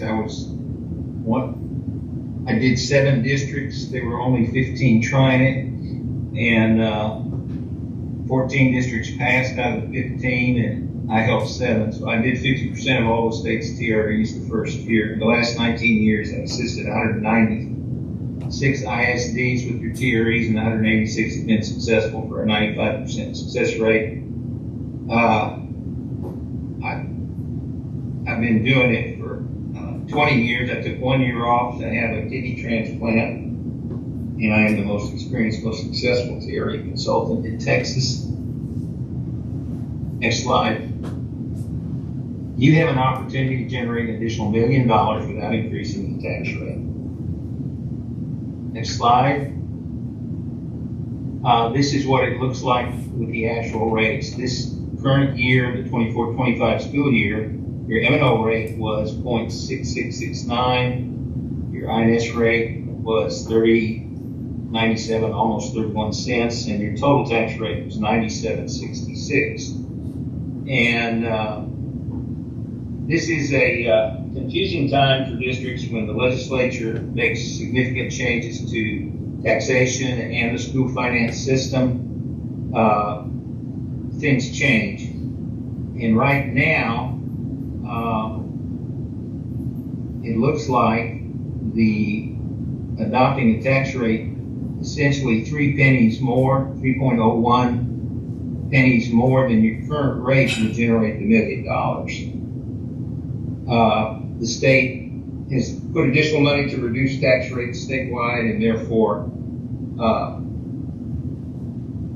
they reduced the tax rate required to receive the foundation amount. It's called the MCR. The state looks at your values and sets it. But if this example, and you can do any number of pennies that you feel will help the district, and that if you provide the information to the public, that it's got a chance of being approved. And I reduced the debt rate 3 pennies so that there's not a tax increase. You're more likely to approve a tax increase if the taxes don't go up. The key thing here is the state gives very little money to school districts for the INS rate, which pays for bonded debt on buildings. So you get very little state money for the debt pennies, and you get significantly more money for the M&O pennies, the maintenance and operation pennies. So by just doing that, you can make $1 million more. Okay, next slide. And it's actually the voters who increase the tax rate. You shouldn't feel like the burden is on you to increase the tax rate. All you can do is adopt a tax rate that makes sense to you, and then ask the voters to approve it. If the voters approve it, you get to keep it. But you only have the power to give the voters the opportunity to generate the additional funding. So the rate we're proposing is the same as last year's rate, and all batteries in the state, vaters, people are calling them, are held in the November uniform election date, which this year is going to be November 4th. Okay, next slide. If you don't do this, if you don't adopt that M&O rate, the voters will not have the opportunity to generate the additional funds. The $1 million is left on the table in Austin, Texas at a time it's needed. Voters can choose to bring it to Maypearl or leave it on the table in Austin and let other ISDs claim it. Okay? And that opportunity to generate additional funds occurs right now. We can generate that $1 million by increasing the M&O rate from the current rate of 66.69, I got too many sixes there, to 69.70, an increase of a little more than 3 pennies. Maypearl will have an M&O rate that is 78.5 cents lower than its 2005 rate, when it was 147.5. So we're not giving up the compression. That a significant amount of compression is still benefiting the taxpayers of Maypearl. Okay, next slide. Opportunity to reduce your debt rate occurs now. Current law allows school districts to use INS fund balance to pay debt. your overall economic status is improved by adding $1 million, and therefore it's not a bad economic move to use fund balance if necessary. We can reduce our debt rate by 3 cents by using INS fund balance if necessary as part of debt payments. At this time, we think it may not even be necessary to use any fund balance. At this time, both the state TEA and the local tax assessor collector are trying to understand this law and get the numbers. The numbers are going to change up until certification. So these numbers are not in stone. As we get additional data and information about the tax roll, about the interpretation of the law, then these numbers will probably change, but they're in the ballpark. These are the best enrichment pennies ever provided by the state. The Maypearl penny generates, if you tax 1 penny on the tax roll, the state says it should produce $82,481. That's how the state delivers the money. You pay part of it and the state pays part of it. And they're, with the appraisal district, they encourage the appraisal district to appraise all properties at market and with all the appropriate exemptions. Now, the first 8 pennies above the compressed rate. The compressed rate is the rate that everybody pays, and that it provides them a basic education, which we call the foundation program. Everybody gets that.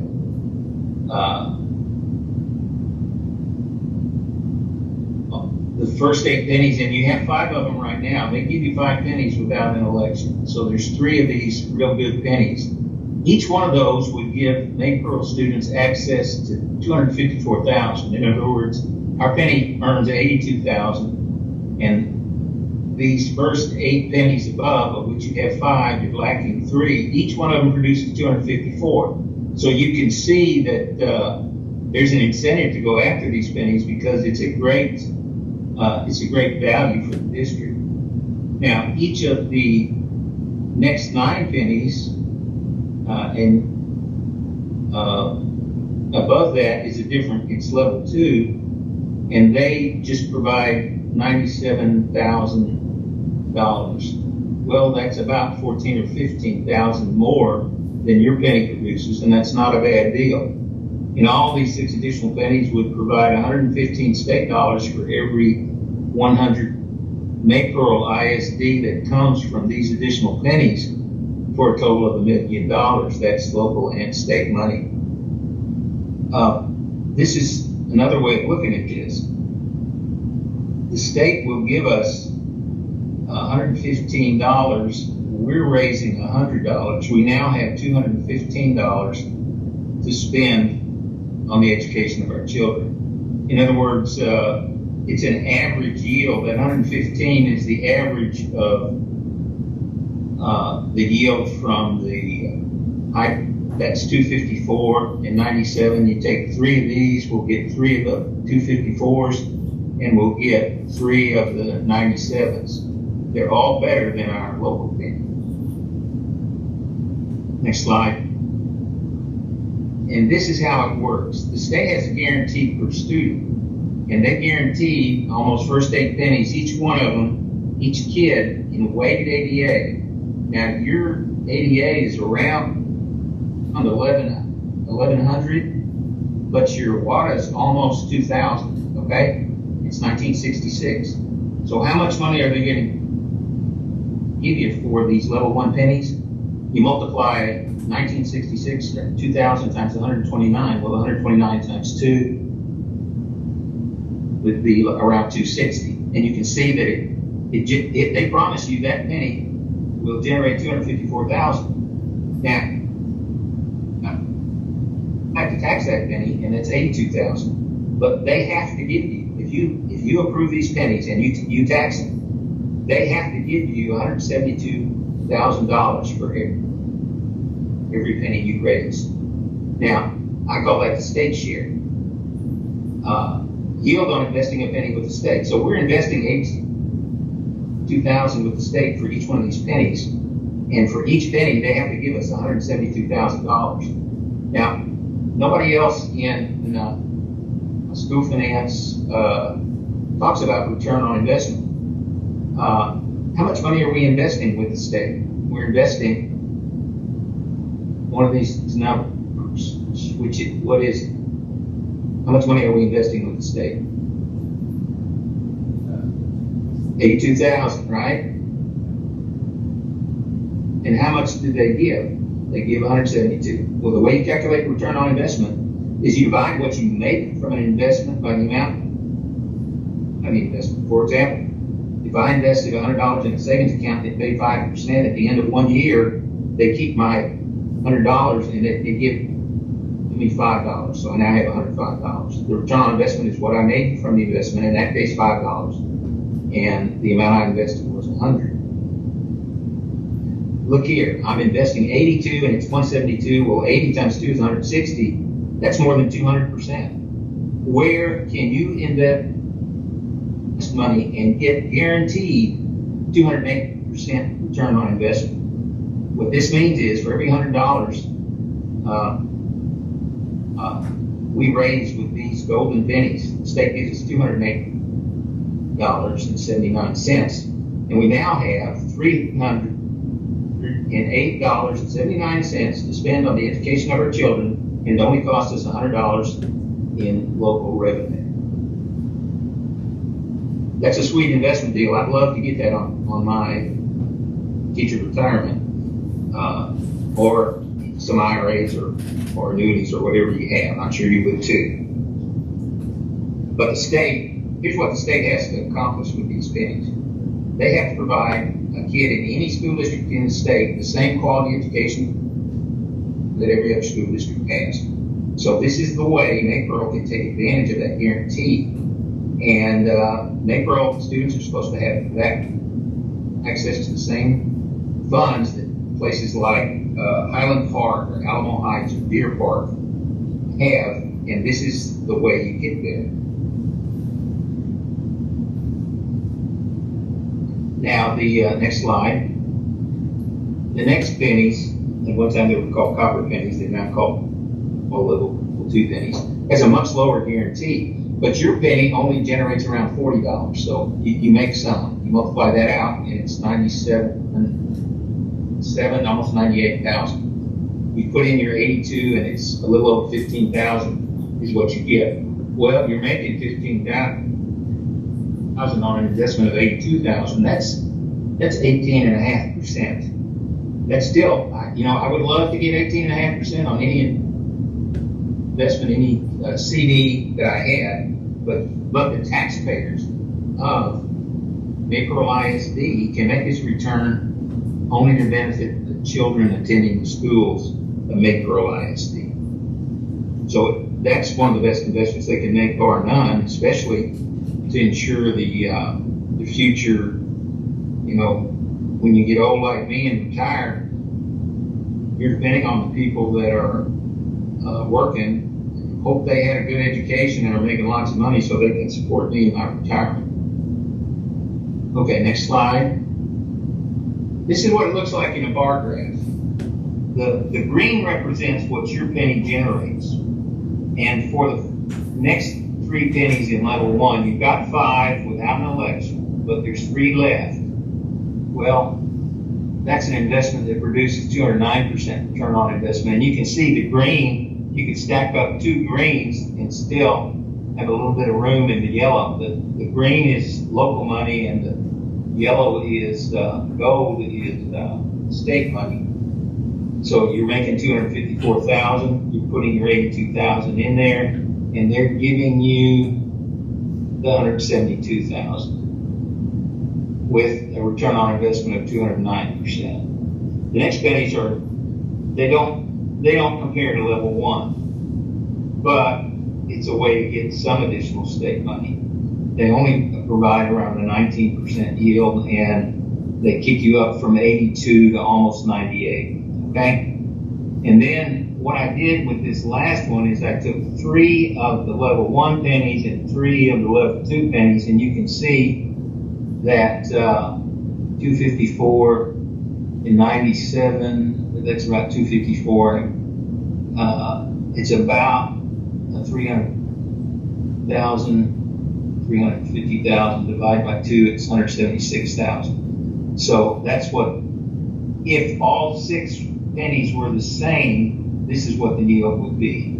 So basically, the rich pennies subsidize the poor pennies, and the average is 114%. So I think that's a real important slide. These are great investments.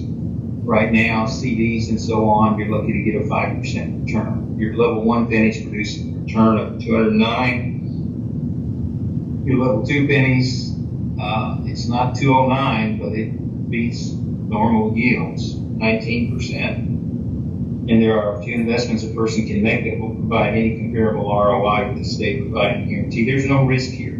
The state, in the 20 years of this funding system, the state has never not paid. They've always paid, and they have been no exceptions. If you tax the pennies, they provide a guarantee. Okay, next slide.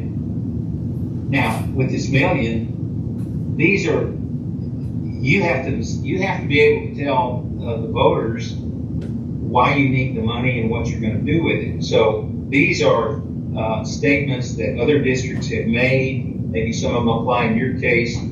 Is that you want to? This is really your slide to make. Maintain and improve high quality instructional programs.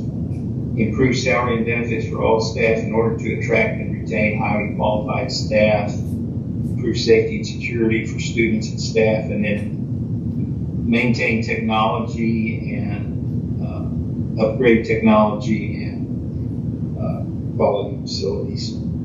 So you could use those, you could add others, or take some of these out. It's your choice. Next slide. People are always going to ask, well, what's it going to cost me? And every year when we set the tax rate, we have to adopt the budget, then we adopt the tax rate, and we have to publish a notice and wait at least 10 days before we can hold that public meeting at which we can adopt the budget, adopt the tax rate, and so on. So last year in 24-25, this was what was in the notice in the paper. The average home was $437. The taxable value was $324, so it was more than $100,000 lower, and that was your tax rate. Oh,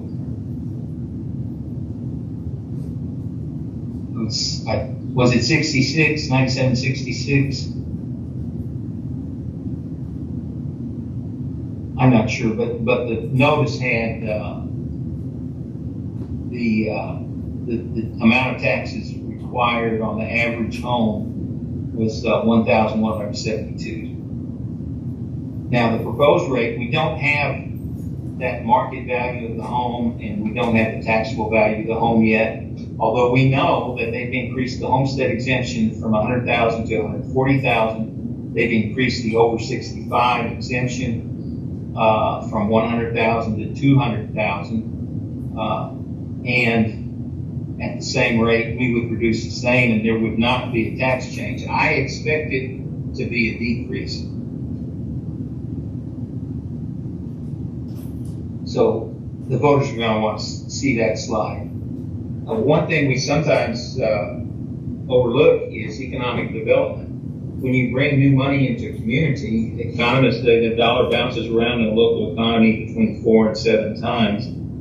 So this $1 million could have an economic impact of $4 million, because when people get extra money, like your employees, if they got a raise out of this, then what do they do with that money? Do they save it or invest it in their retirement? No, because of inflation, they probably spend it. Well, the person they give it to has that money, and what do? Do they save it?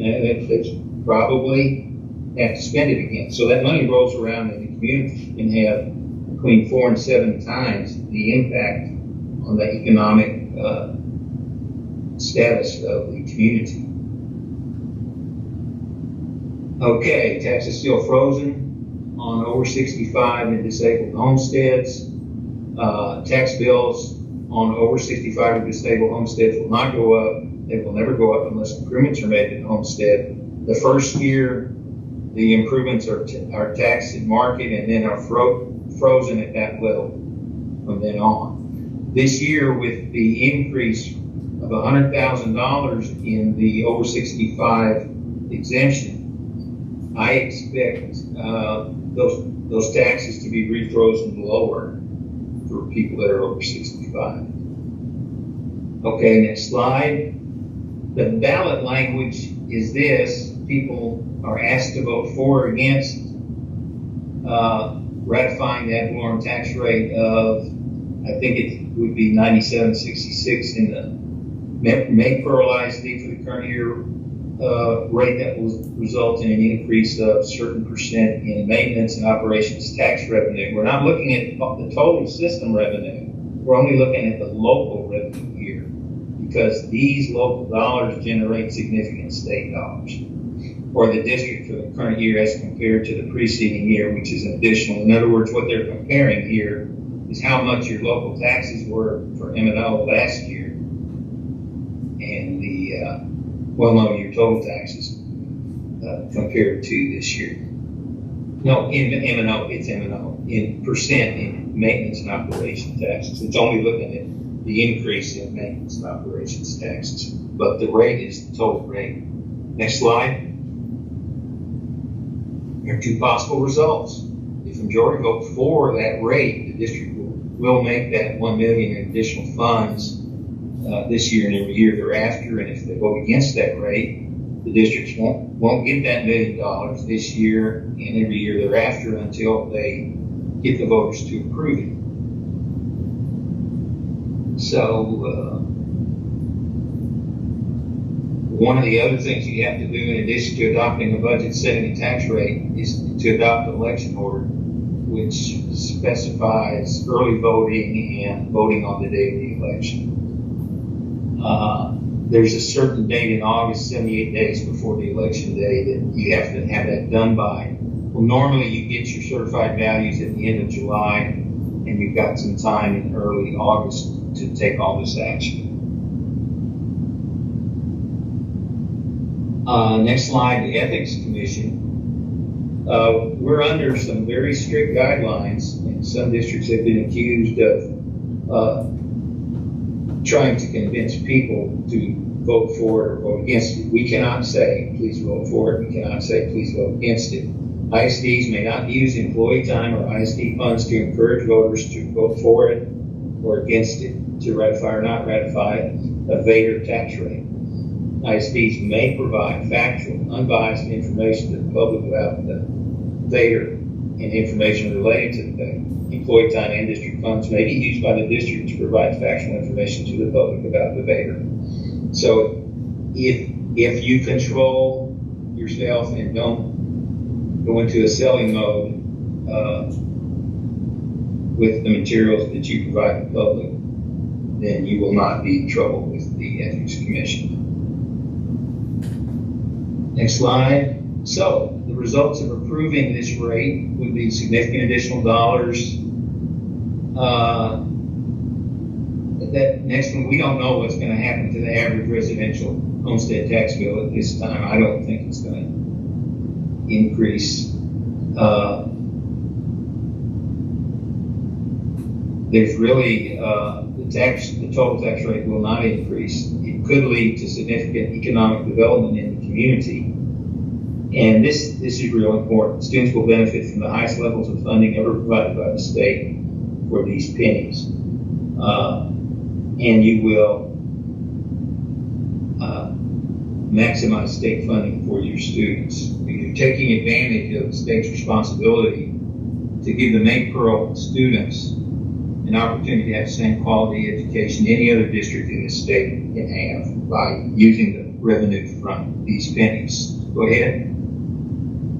And if you don't approve it, you will not gain that additional, it should be 1,000, I'm sorry. I mean $1 million in state aid this year. Your students will not benefit from the highest levels of funding ever provided by the state and the community, making a significant economic development. And what are we trying to do here? Next slide. You have an opportunity to generate an additional $1 million without increasing the tax rate. And the last slide is the reason why this works is the state pays significant additional state dollars for M&O funds that they don't pay for debt funds. This little essentially shifting 3 pennies from the debt rate to the M&O rate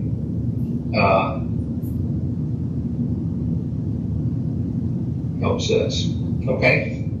The state's reducing the M&O rate 3 pennies, and we're reducing the debt rate 3 pennies. And so that's why we can get the 6 pennies.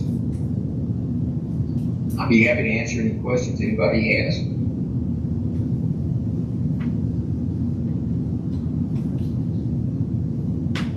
So the way to say it is we're not actually adding any copper pennies, we're just shifting pennies from the ISD to the I'm sorry, I can't hear. It would be adding copper pennies. So we are adding copper. Yeah, so Jared was asking if we would be adding copper pennies or just Shifting. You can add, yeah. 3 of the pennies would be copper, 3 would be the golden pennies, and 3 would be copper, but it averages out to a decent yield of 114%. In other words, you get 200% on the first 3 pennies, you get 19% on the next, and the average of that is 114. we wouldn't necessarily be. So there's still 6 pennies to get if you should run into financial trouble in the future, and could convince the voters at that time to. But the pennies that remain are these level 2 pennies. They're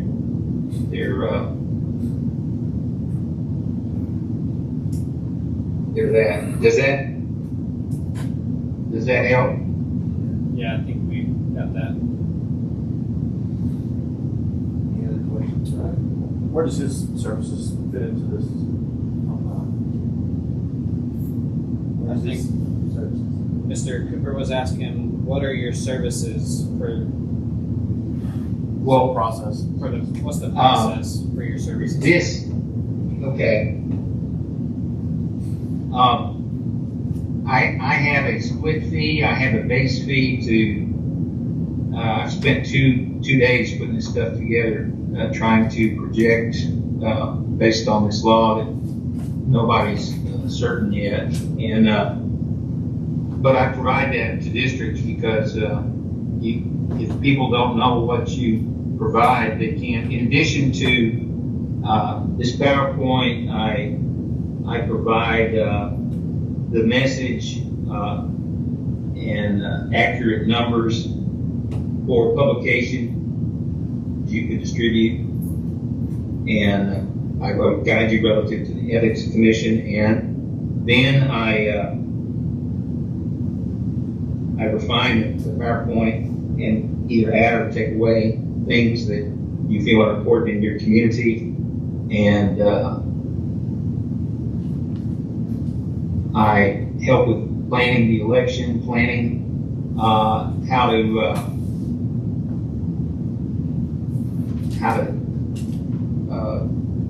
operate during the early voting period and on the other day, and the message to the voters.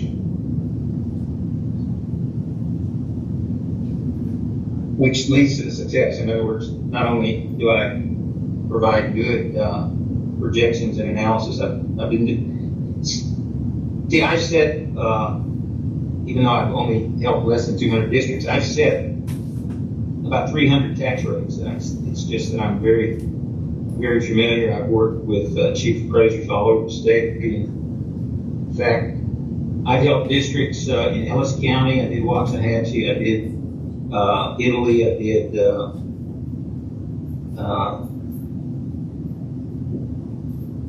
Milford. Milford had no votes. When I did Milford, they had no votes against the election. It was for 13 pennies back then.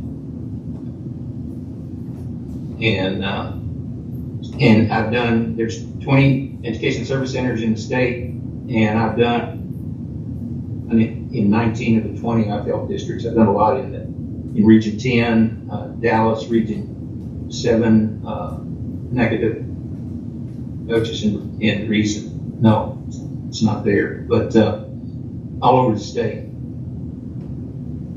He's also been Grandview. And I also can produce a video.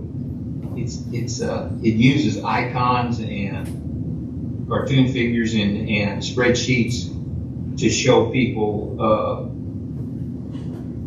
how it works in a way that they can get on your website and they can watch this video story.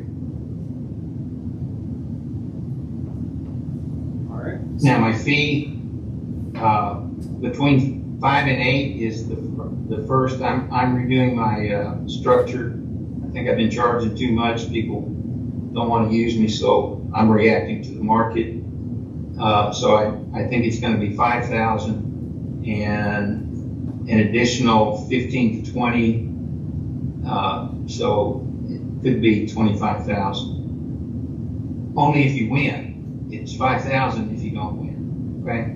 If you don't win, I'll come back the next year without any additional base fee and help you. But if you win the second year, then I would get the contingent part. In other words, you don't pay the full price unless you win. Gotcha. Good. Sounds like we're good. Thanks, John. Thank you. Good luck with it. And remember, you decide what the rate is, whether you get the money. I'll help you, I'll advise you, but these are your decisions. All right. Sounds good. Thank you. Thanks. Thank you. Given that this is our last discussion action item, my recommendation is that we hold off until we get closer to the determination of what we want to do as far as calling a maker. But we still have time to do that. The service will not assist us until later on, so decide. So just for clarity's sake, so I can keep my brain wrapped around this, that would have us at a total of 11 units. We have 5 currently. We have 5 currently. 6 more. We have 6 more. And 3 of those would be the golden tier, and 3 would be the copper. You did it that way. If you so choose to just go with the 3 pennies as we've discussed in the past, you can generate still 750,000 plus. So when we look at the overall, what we're going to use that for, when are we looking at creating is it a workshop committee or? I think that's something that we need to sit down and we're going to do a workshop piece on that. But we need to break down. So what we need to do is start looking at, okay, so how many at-will employees, how many, and then try to see what that would, a difference that would make as far as percentages, is percentage increase for at-will, percentage increase or whatever the dollar amount increase will be for teachers. And then also building in, like we've talked about, additional instructional coaching and instructional services or material dollar amount for our district, because we need those pieces. One of the things that I learned just this week, being at the Texas Strategic Leadership, is that those instructional coaches are crucial in being able to help with moving that needle. And so the state actually advocates for those things. They also advocate for not just the coaching side of things, but coaching as far as professional coaching, as far as your leadership, being able to speak with a professional coach that guides them through their decision making and those kind of pieces. But that's not necessarily something that we're talking about here. But I do think that the instructional coaching side is something that we very much have talked about for a while in the district that we need. We're trying to branch out. We have one position. We need multiple to be able to do that with fidelity. That's where we're at. We would break those numbers down and bring that plan to you this next budget. The next meeting in July.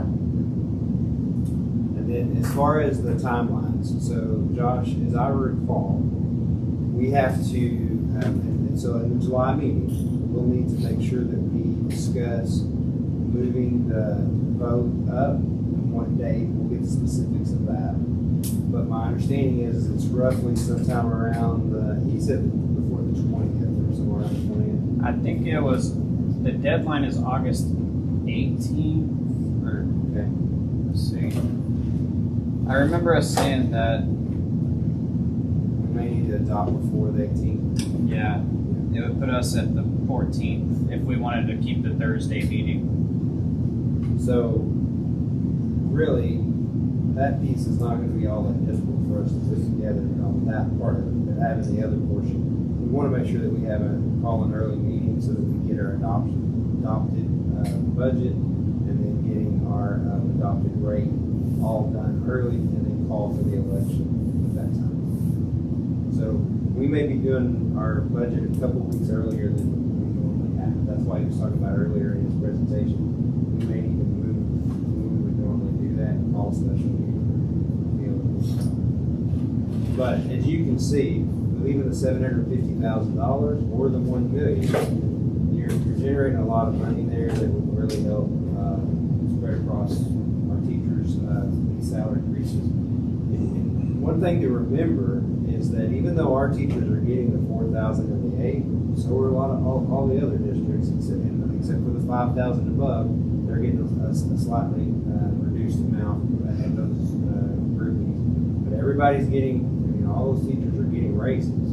But that's not including, again, a lot of other folks and your at-will employees in our district. That we need to really look at all of that and make sure that we're raising those salaries as well to be competitive and so that we can retain folks here and get the highest quality folks for our district.